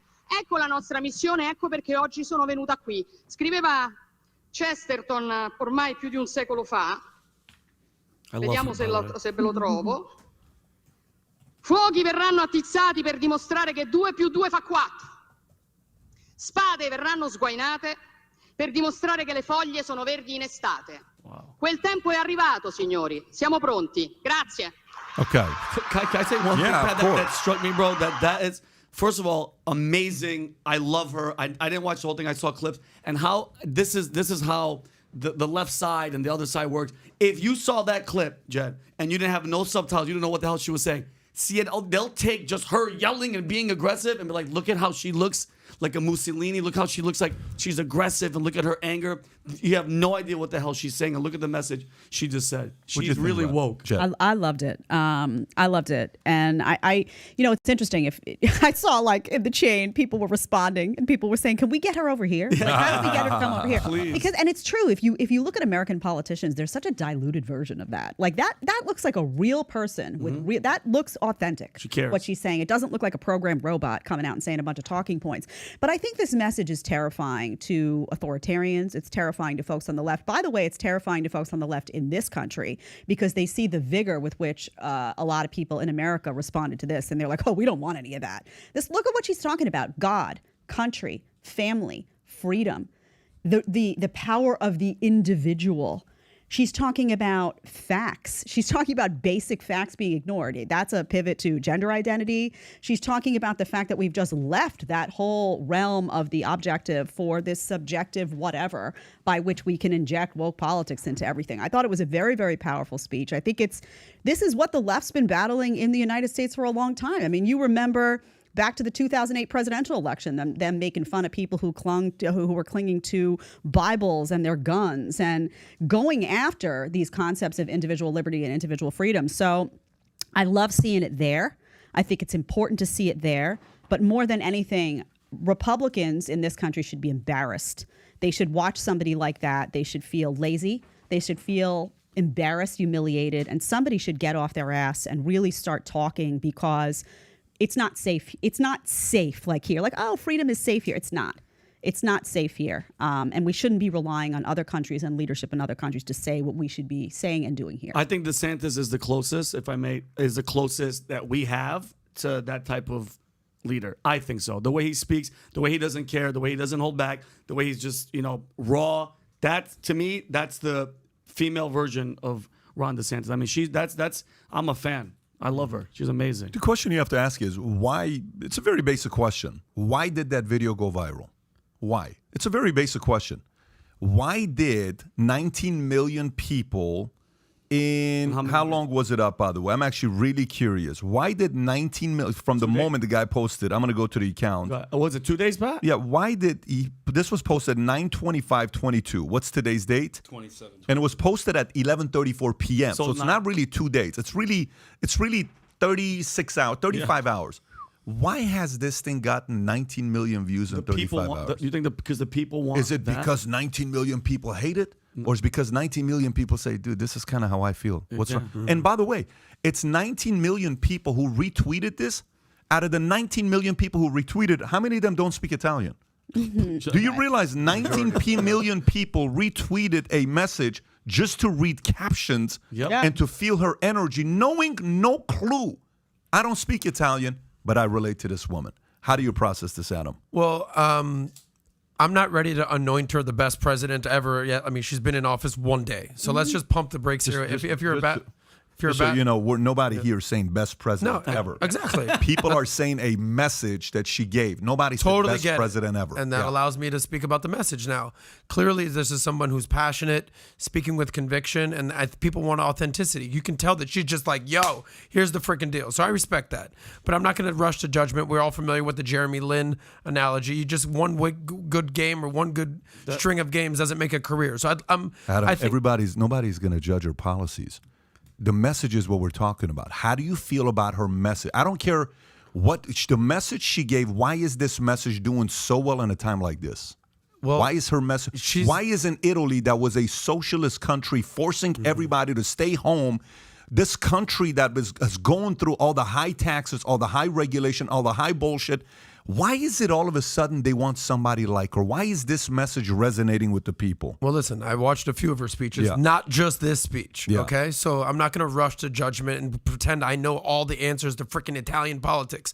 Clearly, she speaks with authority and with conviction, and respect to her for that. And respect to her for being the first female prime minister in the history of Italy. So respect.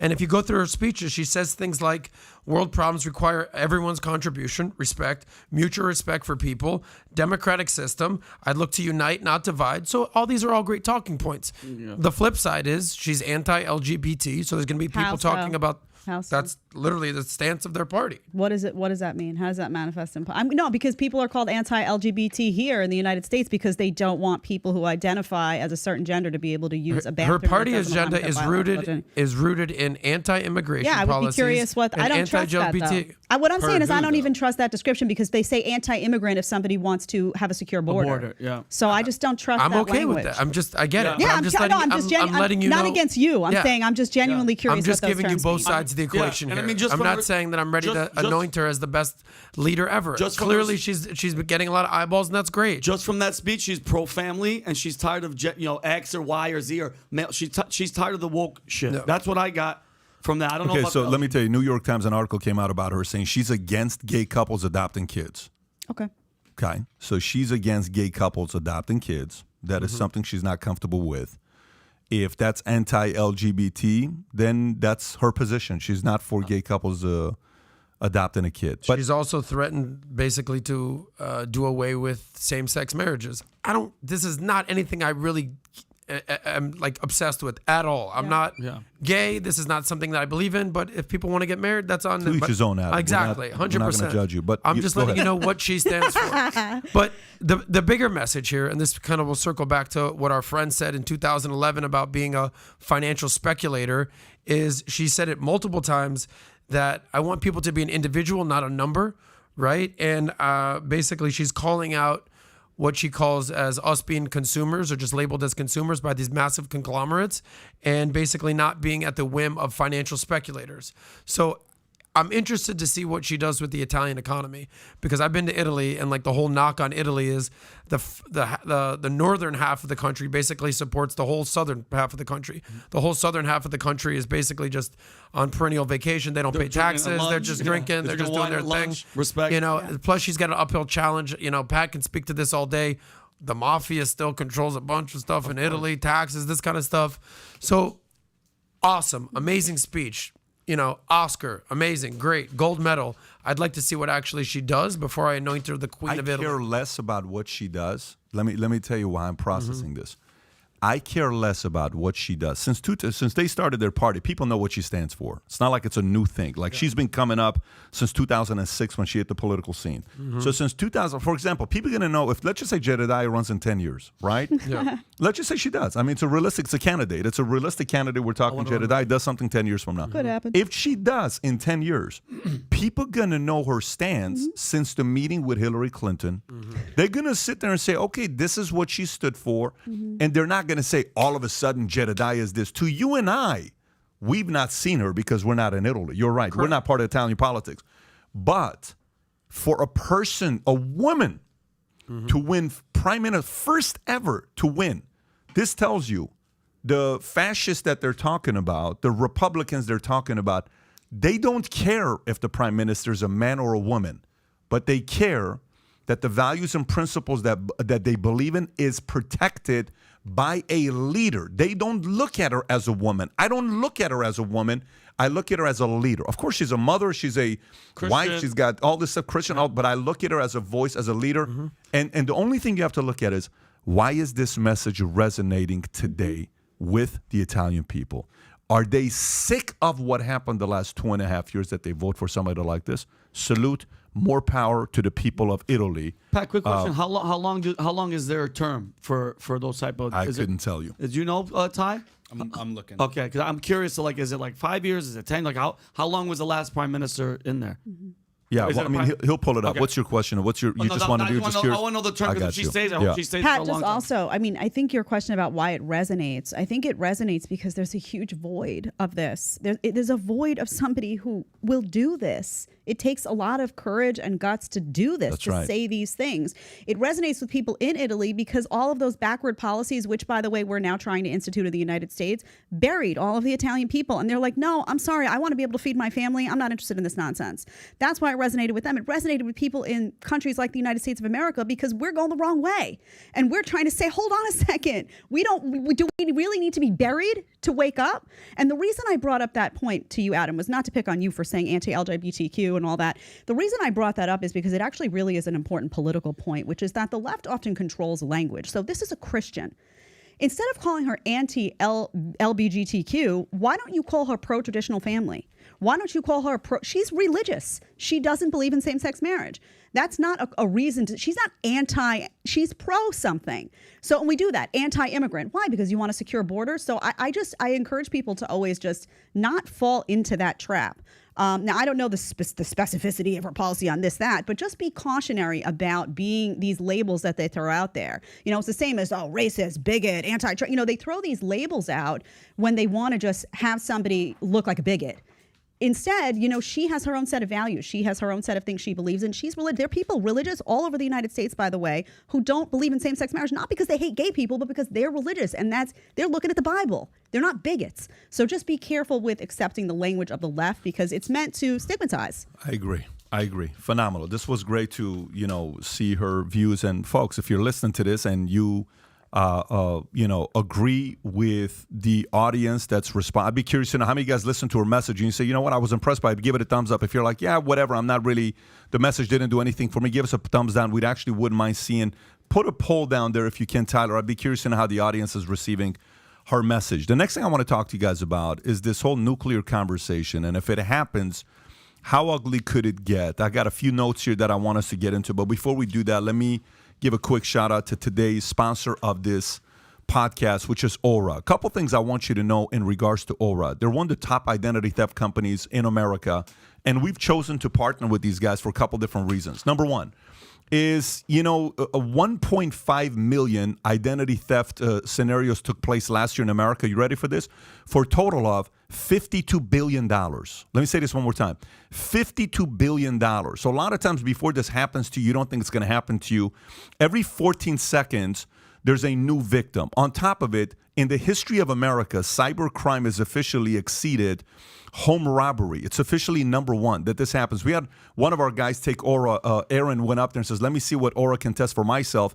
Over 40 different of his passwords were public in the dark web. Over 40 different passwords. Some of you guys may have passwords. I've gone through this before. If you haven't gone through it, it's very ugly. Whether it's Social Security, credit cards, any of that stuff. So, if you haven't done that, I suggest you look into these guys. What Aura does is they monitor the dark web for your emails, passwords, Social Security numbers, and sends alerts to you right to your phone and email. When it comes to fraud, every second matters. Connect your credit card, bank accounts, and get notified of any changes up to 4 times faster than Aura's competitors.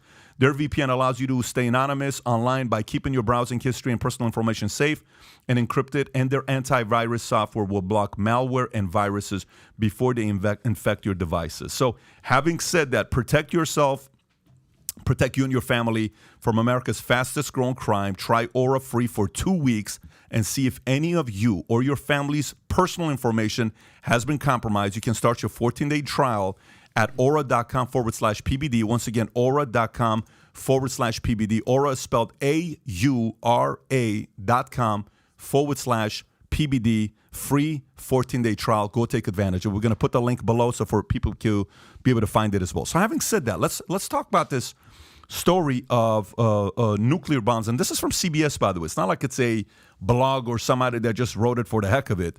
CBS writes this article, okay? And the title reads, nuclear war between U.S. and Russia would kill more than 5 billion people just from starvation, study finds. Even a relatively small nuclear conflict, such as one between India and Pakistan, would be devastating. A week-long nuclear war involving 100 weapons and the release of 5TG, about 11 billion pounds of soot would kill 27 million people directly. The study said after 2 years, the international trade at a halt of 34.7 degrees Fahrenheit temperature drop. The famine it creates would kill 255 million people. Assuming that the rest of the population got the minimum food needed to survive, about 1,999 calories per capita per day. The largest scenario examined a week-long war involving 4,400 weapons, 150 TG, 330.6 billion pounds of soot, such as one that would occur between the U.S., its allies, and Russia would kill 360 million people directly and more than 5 billion people from starvation. And when you hear a story like this, we had Dr. Peter Pry here twice in 1 month. First time we ever did that with a guest. He came in here, we talked about he's one of the leading voices in the world, leading expert voices in the world in weapons of mass destruction, nuclear bombs. He just died a month ago, by the way. Rest in peace. He died a month ago. We had him 4 or 5 months ago. Putin making the prediction on a nuclear weapon that if you do this, we're going to do this. And then U.S. warns Putin of catastrophic consequences if nuclear weapons are used in Ukraine. This is a Reuters story. The U.S. would respond decisively to any Russian use of nuclear weapons against Ukraine and has spelled out to Moscow the catastrophic consequences it would face. U.S. National Security Advisor Jake Sullivan said on Sunday, et cetera, et cetera. Okay. What is the likelihood for any one of you, percentage-wise, what is the likelihood that Putin uses a nuclear weapon against Ukraine at this point? What do you think? What do you think it is? Let's just hope that it's freaking very low. Tyler, where are you at with this? What do you think it is? With Putin using nuclear weapons? Against Ukraine. we keep sending Ukraine 50, 60, 70 billion dollars, I think the percentage gets higher and higher and higher every day. Again, we're talking about Iran, right? And the protests in Iran and the people standing up for freedom and actually something that could be pivotal in not only the Middle East, but the world, right? If they were to overthrow the government, this could fundamentally reshape the Middle East and the world. Yet we have no concern about it, right? We want to send off 50, 60, 70 billion dollars and sit there and kick Vladimir Putin until he turns around and he punches us. What do you think is going to happen? Yep. Like, this is our fault. I think we need to get out of Ukraine. The idea that Ukraine was going to then move, or excuse me, that Russia was then going to move into Poland and totally reform the USSR is absurd. He knows he doesn't have the power to do that. He knows exactly what would happen if he did try to do that. He wanted to take over Ukraine because we kept pushing to put NATO in Ukraine, have Ukraine become a part of NATO, and put the U.S. military and nuclear weapons at his doorstep. And he knows better than that. I think the chances of him using nukes get higher and higher and higher every day. And is it at 1%? Is it at 5%? Is it at 10%? What do you think? I don't think it's a full-scale nuclear weapon. I think it's a tactical nuke. Yeah, but I think it's at 15%. But I don't know. There's part of what you're saying that I agree with. Like, we're pushing Putin to the edge, and I've been saying this for months now. We got to get this guy an off-ramp. If there's anything that he demands, it's respect. If you're feeling disrespected and you're backed against the wall, you're going to lash out like a scared animal. But I don't agree with you, Tyler, on what is he going to invade Poland? It's like there's a reason that freaking Finland, who has been basically, abstaining from being a part of NATO for 50 years, is like, yeah, we're going to join now because they share a 400-mile border with Russia. So if they can just walk into Ukraine, next thing you know, they're walking into Finland. Next thing you know, walking to Poland. These are legitimate concerns from bordering countries. So I do trust that our government knows what they're doing in relation to Ukraine and Russia. That's fine. You can be on the other side of the table. That's good. But I think Anthony Blinken, who's basically running the show over there, is a very competent individual. That's the joke. That's great. This is why we're in fucking America. That you can have your opinion. You can have your Proud Boy opinion. I can have my Soy Boy opinion. We can meet in the middle. It's all good. But I do think that the world has basically spoken that a madman just can't just walk into other people's countries and redefine borders. When did he magically become a madman? Okay. Why was he not a madman in 2016? Let's just say a power-hungry guy. Let's just say it like that. I know that your side wants to, advocate, defend Putin. That's your guy. You kind of have a poster up on his wall. I get it. With the ad hominems. However, why do you think he didn't do this in 2016? What was the first thing that Donald Trump wanted to do? He wanted to abolish NATO. What was the point of NATO? Was to keep the USSR in check. Where's the USSR? They haven't existed since Ronald Reagan. The first thing Trump wanted to do was abolish NATO, and that's what kept Vladimir Putin at bay. Yeah, because if somebody's going to abolish NATO, you're just going to let them do what they want to do. What's the phrase? If your enemy is basically shooting himself in the foot, go ahead and let them shoot themselves in the foot. Of course, if the president of the United States is talking about abandoning NATO, if you're Putin, you're like, have at it. Why do I need to do anything to make this happen? You're going to talk about it doing anyway. And there's a high likelihood that if Trump was reelected, he'd be pushing more and more and more to get out of NATO, right? So I don't agree with this presumption that if Trump was there, then who knows what would happen with Putin.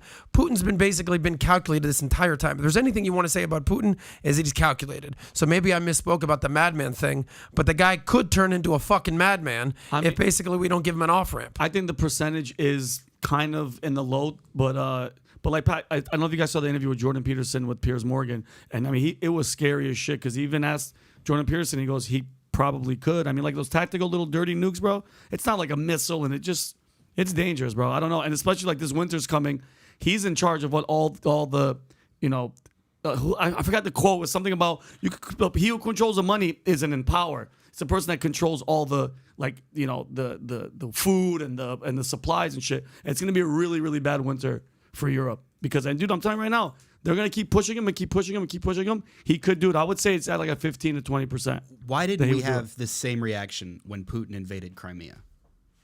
Why didn't we have the same reaction that, oh my God, he's gonna reform the USSR? Why have it all of a sudden now it's Ukraine? Then he invades Ukraine that he's gonna reform the USSR. Obama sat back. He said, give me space, I'll give you what you want. And he walked into fucking Crimea and nobody cared. 6 people died in Crimea. That was it. And he took it over. And fundamentally, not much has changed. But now all of a sudden he wants to walk into Ukraine and everybody loses their mind. So and we're sending essentially, $80 billion. what's your point? That we should do nothing in Ukraine and just let him do what he's got to do? I totally disagree. The Obama doctrine was I totally disagree. report that was done with an interview with Barack Obama in like 2014. Obama said, "We have no fundamental interest in Ukraine. It serves us no purpose." He said this out loud. He said, "We have no interest in defending Ukraine because it doesn't serve us a purpose." Again, it was the third most corrupt country in the world. It still is an exceptionally corrupt country. And all we're doing is pissing off Vladimir Putin, losing money, losing arms, getting to a point to where we can't defend ourselves, and we're pushing him into the arms of Xi Jinping, who is an actual real threat. Vladimir Putin is a bully. He's nothing more than an annoyance. If we wanted to flatten Russia, we could do it quickly. They also have more nuclear weapons than us, so no. I mean, you're kind of speaking out of both sides of your mouth. You can't So what's your ultimate point? That we should not be in Ukraine whatsoever, and that we should just let Putin push around his weight and just start invading countries left and right? Because after Ukraine, how do you know he doesn't go into Finland? There's a fucking reason that Finland, after 50 years, joined NATO.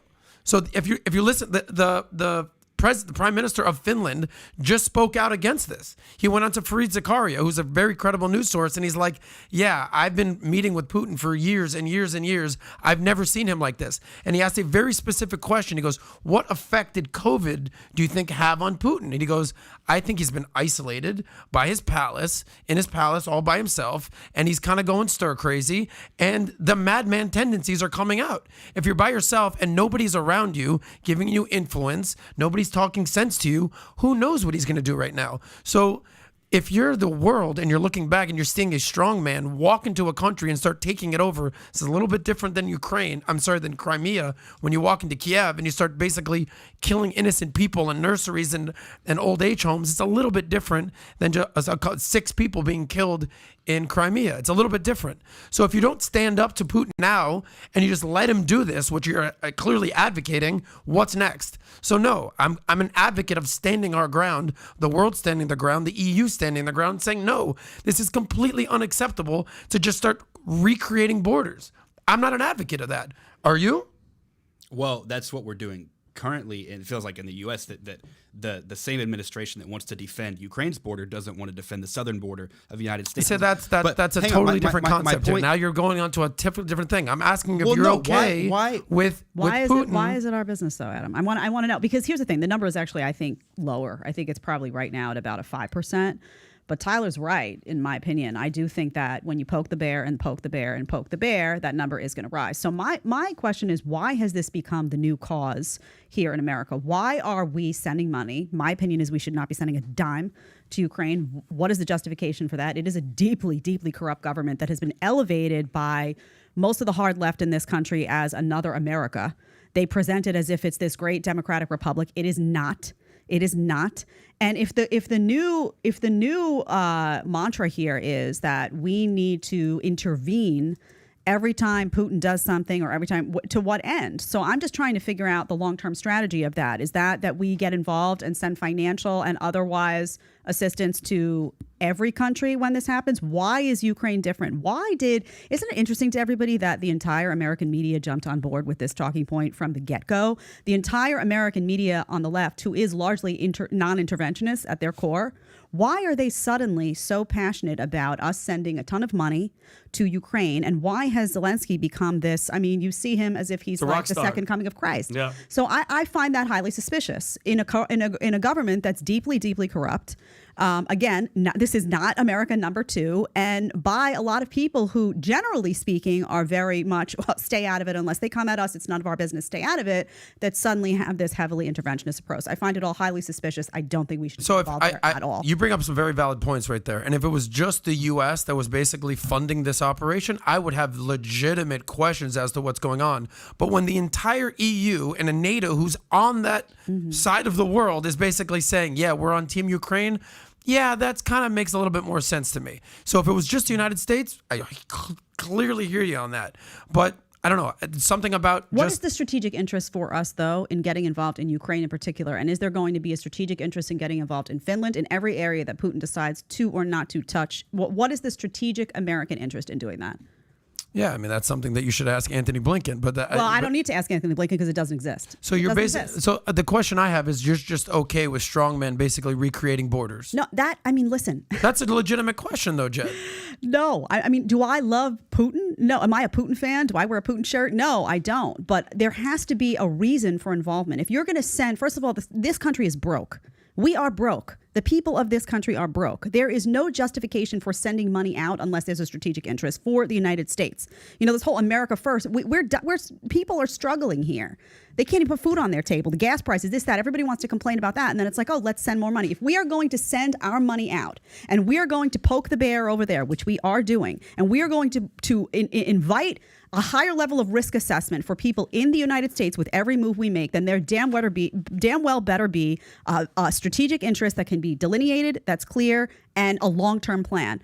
I don't see either of those things, and I see a deeply corrupt government that we're rushing to defend with no justification. So my 100% vote is stay out of it. That doesn't mean I endorse Putin. That means that not every instance will warrant United States intervention and justify that. And in this case, it does not. I'm totally okay with being non-interventionalist, 100%. But sending them money is being Yeah, but it's a different thing. This is a proxy war. This isn't fucking Vietnam. This isn't the disaster that happened in Iraq and Afghanistan. If anything, we've learned our lesson that we can't send our troops into these countries to try to make a difference. Why are we sending our money? Well, because that's basically what we have, the resources that we don't can have do. it. Of course we do. We don't have it. We just talked about the debt. We don't have it.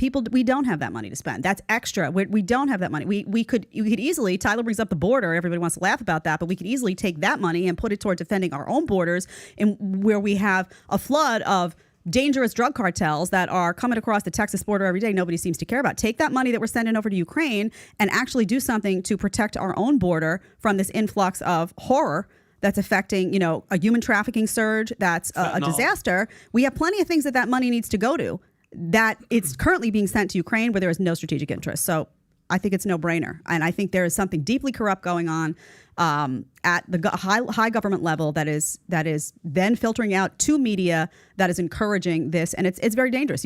Pat just mentioned that article about U.S. This one is from Reuters, where U.S. warns Putin of catastrophic consequences if nuclear weapon used in Ukraine, and U.S. would respond decisively to any Russian use. What does that mean? Respond decisively? You're going to enter a war with Russia now over Ukraine? This is utterly insane. We are now in insane turf, and it's wackadoo. Well, and Adam, my point with Crimea, only 6 people died. So they estimate 80,000 Russians have been killed in this conflict. How many do you think would have died if the United States wasn't sending weapons, money, ammunition, funding, arming Ukrainian army? Yeah, well, I mean, if you want to know a larger strategy the United States probably has, is they would love to see Putin out of office. And if you're seeing what's happening right now in Russia, and that he just called up 300,000 reservists, people are protesting. Okay, so you have a strong man in Russia. They don't even have, it's not even oligarchy. It's a freaking thugocracy, okay? It's him and his thugs basically just siphoning off money for themselves and just doing what they want in the country.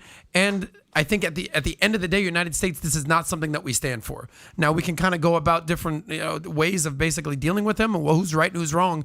But if in terms of values and principles of what we stand for in America, Russia and Putin is not it. So, neither is what's going on under Zelensky in Ukraine, though. That's the thing. It's been glorified. It's been twisted and distorted. And you're not media. wrong about that. We don't stand for that either. So why we don't stand for any of it. So stay out of it. And this government stays out plenty. Remember the Iranian revolutions during the Obama years? We stayed out of that. Why? People were saying, that they're in the streets. They're talking about freedom. They're talking about freedom. They need help. And they were like, no.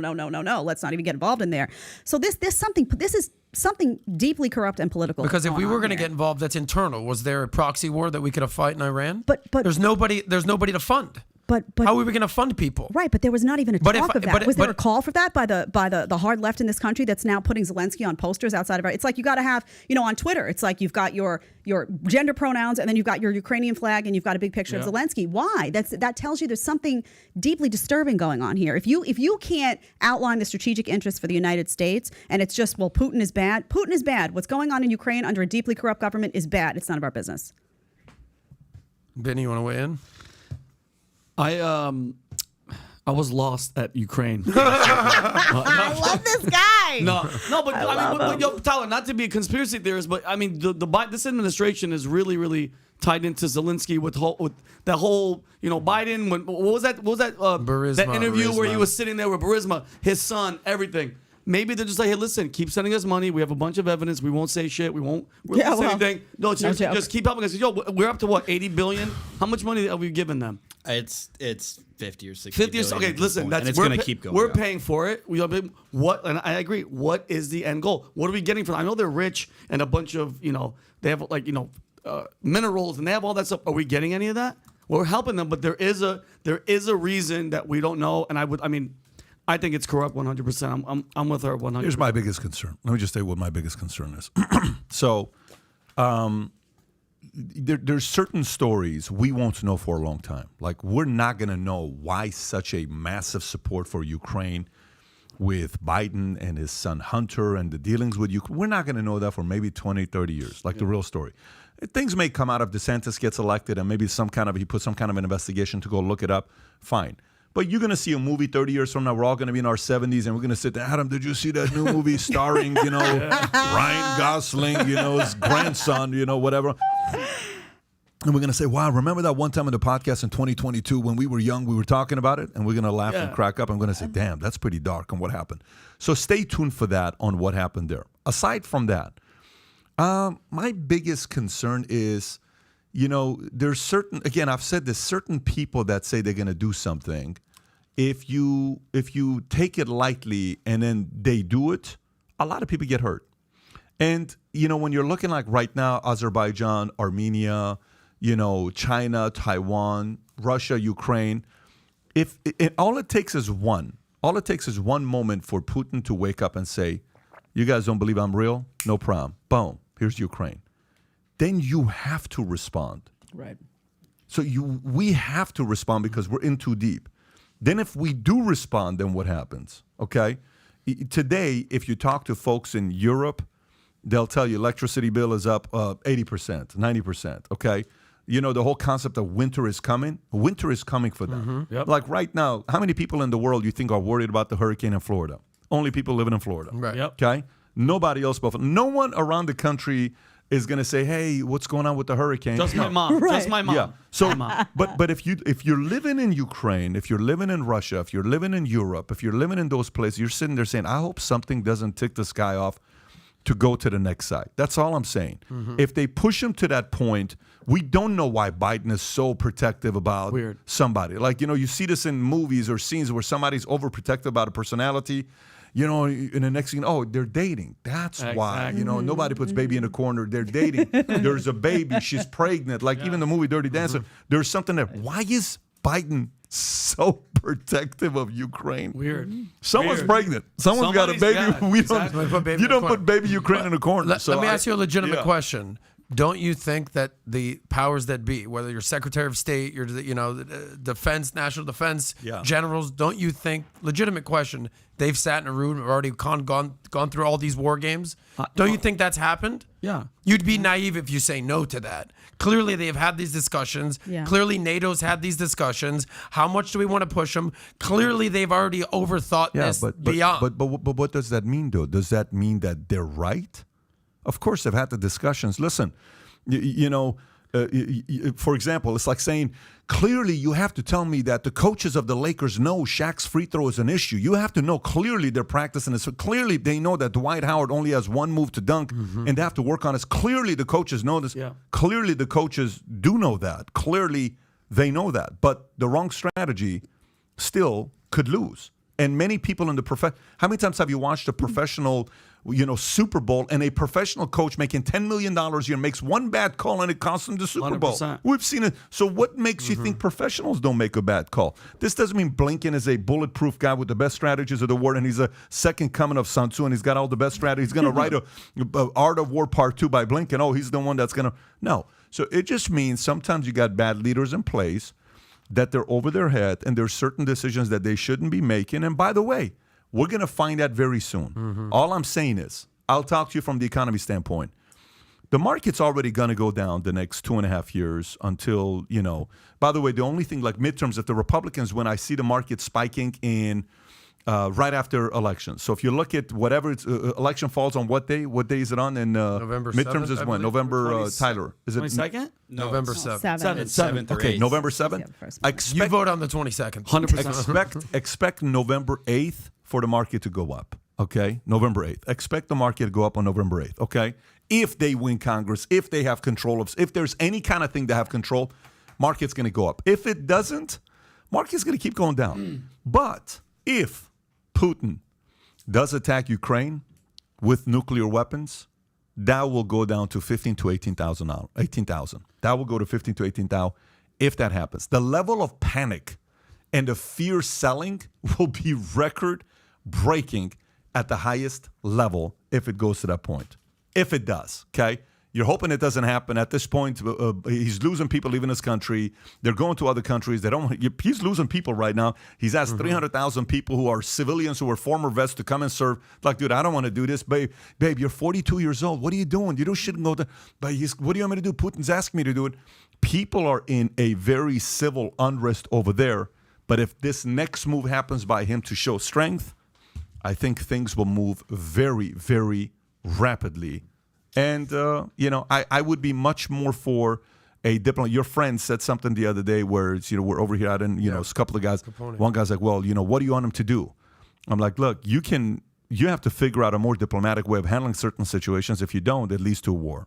The diplomacy takes place here. So someone's got to get in there and figure out a way to get closer to get this man to not make that kind of a dramatic decision. Remember when they had talks in March and they scrapped him? We were right there. We were about to have diplomacy, and they scrapped it. You know why I think we're so, maybe this is, like you said, years down the road, we're going to find out, like maybe don't put baby in the corner. I guarantee you Hunter Biden probably was there and got high and left the laptop in Ukraine. And now we're like, we got to give him as much money as we can. Don't release There's it. something there you don't know that's overly. 20 years, like you said, we're going to be like, oh, that's what it was. It's going to be something like that. Because we lifted him up. You said it. Remember that month? Everything was Ukraine. The flag. People had no idea what the hell was going on. Zelensky was an actor. Now he's all of a sudden like... Yeah, it's like this. I've ran sales offices for a long time, and all of a sudden I'll see one guy defend a girl in the office. Yeah. And then 2 months later, it's my girlfriend. Oh, I knew it. Yeah. I got it. So maybe Ukraine's Biden's girlfriend. I don't know. Something's going on. I don't know. Something's going on. We're not going to know for a minute, but it is what it is. Listen, the good news is Apple begins making the iPhone in India. Marking a big shift in its manufacturing strategy. Apple said Monday it's assembling its flagship iPhone 14 in India, and the U.S. technology giant looks to shift some production away from China. I think we read the story a couple weeks ago. J.P. Morgan analyst said in a note this month that Apple will move 5% of its production over to India by late 2022. Apple could make 25% of its iPhones by 2025 in India. This is phenomenal. I'm going to keep giving love to India. India is the number one threat to China. China does not like India. They don't like the fact that the average age in India is 28 years old versus the average age in China is 38, close to 39 years old, and they have the same amount of population, and they're not afraid of China. And the prime minister banned 100 apps of China in India. TikTok is not available in India. Wow. These are all great things that's going on. And by the way, the fact that Mark Benioff gets up there and says, if you want to pull up the Mark Benioff story from Salesforce, and he says Mark Benioff threatens to pull company from, and it's a completely different thing because it's a different place, but it goes back to Adam throwing us off. But you know what? I love seeing India doing what they're doing with production. I love China being afraid of India. I love seeing them picking up more contracts. I hope they continue to do what they're doing with that part. Now, let's talk about British pound. Just plunged to an all-time low against the U.S. dollar. Here's what happened and what it means. Okay, it's on page 9 if you want to go to it. This is actually a pretty big deal because everything they're buying on imports about to go up. So the pound plunged to an all-time low of 1.035 against the U.S. dollar on Monday as traders bet that looming tax cut could fuel inflation, prompt faster interest rate hikes, and undermine Britain's already shaky economy. Chancellor Kwasi Kwarteng said Friday that he intends to scrap Britain's top income tax rate of 45% to scrap, nix a scheduled rise in the national insurance rate, and abolish the stamp duty on property purchase of under $250,000. His tax cut plan is aimed at boosting the ailing UK economy and reducing the risk of severe recession. However, it sparked fear of faster price increases, government debt that's out of control, and a worse downturn and a weaker pound will make imports more expensive. Do you remember when everybody used to say, well, the pound is 2 times the US dollar? Look at this right here. Zoom in a little bit. Go to 2008 or 2009, whatever that is. What is that? Go a little bit more, a little bit more, a little bit more. 2007, 2008. It was, just so you know, at the highest, it was 2.11 to the dollar. And it dropped to 1.035. Wow. They're sitting there saying, do you know what this means, though? Like, what you were buying, your old money, can't buy what it was buying. Wow. So say you're sitting on $250,000 to buy a house. That's worth $250,000. But then it drops from 2 to 1. To 1. That means you now need $500,000. Buying that house. Yeah. Okay, to buy the same thing you were going to buy import coming in. This is a real issue in UK. And you, so Pat, what would you like investment wise? Remember, like that guy that said opportunity wise and all that stuff. What kind of opportunity would you say, like especially with something like that happening? Is it like buying stuff in Europe? What would be like one of the things that somebody could do to take advantage of this type of situation? I don't take my advice on this. I I'm love just your telling advice. you what's on. I would buy the pound. Seriously, I would buy the pound because look at the pound over the last 50 years, 60 years. Look at the pound. Yep. You know, it's generally $1.50 to the US dollar. Mm-hmm. Okay, so maybe it takes a hit for the next year, 2 years, and then goes back to $1.50. You're going to make 50%. But that's again, I'm purely speculating what I would do. That's my money. You do. You can go buy to 2 men if you want to. Go buy some pesos. I'm just saying, if it's at a 1-to-1, may not be a bad time to buy some. Yeah. So what's your strategy with pesos? Just move to the UK, bro. Move to the UK. I will say this. We get fixated on what's going on in the American economy. Clearly, we're here in America. We're pro-America. We want we want to prosper and do all that. Housing market, stock market. I think it just gives a clearer perspective. Like everyone's dealing with some shit right now since COVID. Okay, point to a country that's thriving right now. I guess China's the only country that had a positive GDP in 2021, but a lot of countries, especially bigger ones, more prominent countries, everyone's dealing with economic issues right now since COVID. Okay, all the money, the inflation, the printing, everything that Dave Ramsey talked about. So everyone's kind of looking for stability in their life, and like what Jed talked about, it starts within your own individual situation, your own personal responsibility, because there's so much craziness going on in the world right now.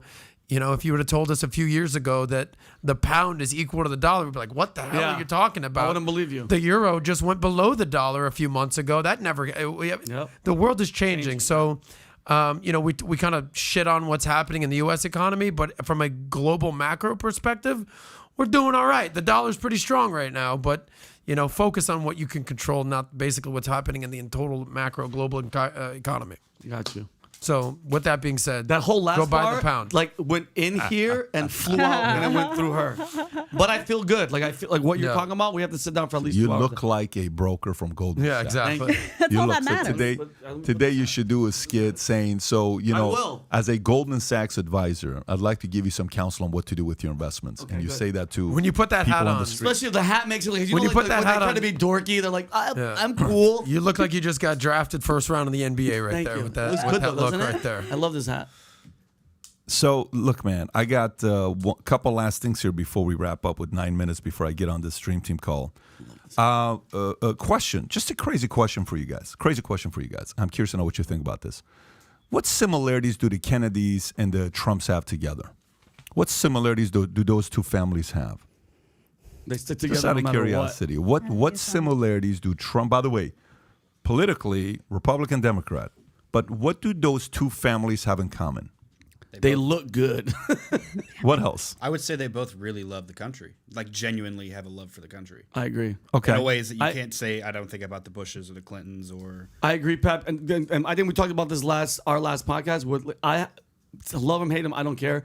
Go on YouTube, Donald Trump, 90s, Letterman, everything. Every single time he was on, I love America. I love he was pro-American. I think Tyler just killed it. The Kennedys were willing to die for it. What else do you think they had in common? I think they both have generational legacy going on. It started with Joseph Kennedy down to JFK and Bobby and Ted Kennedy, and now their kids are involved. And obviously, if you start with Fred Trump, what was the father, and basically Donald, and obviously the kids that are going on now, and everything with Ivanka and Don. So there's which the same thing you can kind of say for the Bushes. But basically, there's a deeper perspective of familial involvement in macroeconomic Why perspective. were so many political elites? Why did they want to get rid of both families? Well, they're disruptors. Got it. And So we just got to the point right there. Populists. So both of them are disruptors. Yeah. Didn't want war. What else? Neither one of them wanted war. Exactly. What else? What else? You're calling out the establishment. The Both elite, of them called the out the swamp, establishment. right? What else? They were for the most part united, okay, as a family. What else? Unpredictable. Unpredictable. What else? Those two families.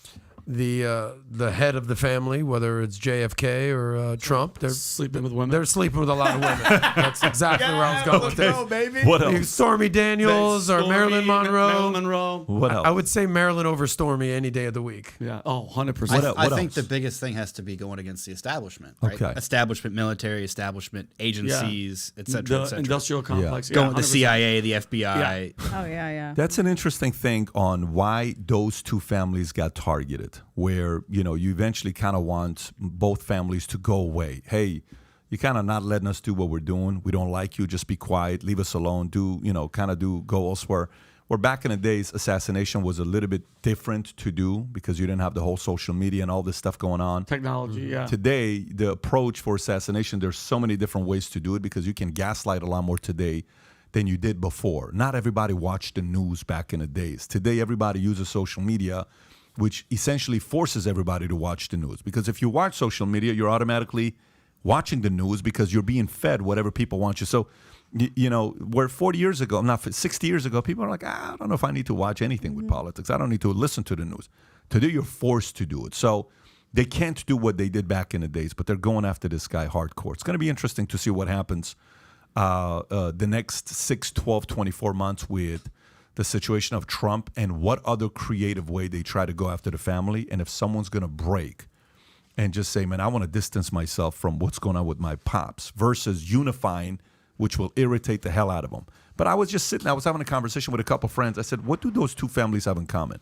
Because if you think about the two most hated families by the elite, I don't know if there's anybody that's above those two families. Well, the elites hated Reagan too, but maybe not the family at But large. Reagan didn't have a real united, like Ron, his son turned against him. Ron is a but the establishment couldn't stand Ronald Reagan either, so that was in common. They couldn't stand him. Yeah. But the family got thick, and the most hated family, the two, by the establishment and the elites, has got to be Kennedy and Trump. I wonder if it's because they're kind of messy, and by messy I mean unpredictable, meaning that they don't toe a predictable line. The anti-establishment thing goes beyond just the establishment. When we say the establishment, oftentimes we think of like the Republican establishment or the Democrat establishment, but also the institutions as well, as Tyler mentioned. I think once you're willing to kind of fire at the institutions, that becomes deeply threatening to the larger establishment. Yeah, So and like messy. Yeah, and like especially like JFK's biggest what apparently killed him, going against saying no war, no Vietnam, Going against LBJ. going against LBJ, Right. finish. Trump, and I think we talked about this, Pat, on one of the first podcasts that I was on here, I think 6 months ago.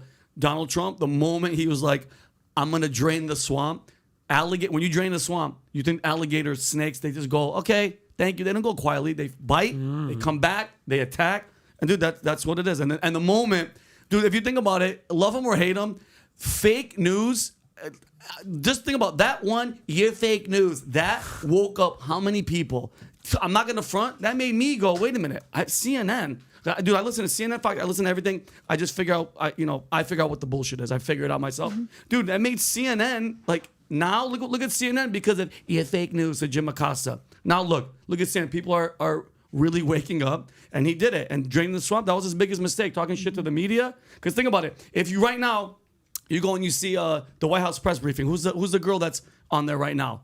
The black girl. Jean-Pierre. So think about it.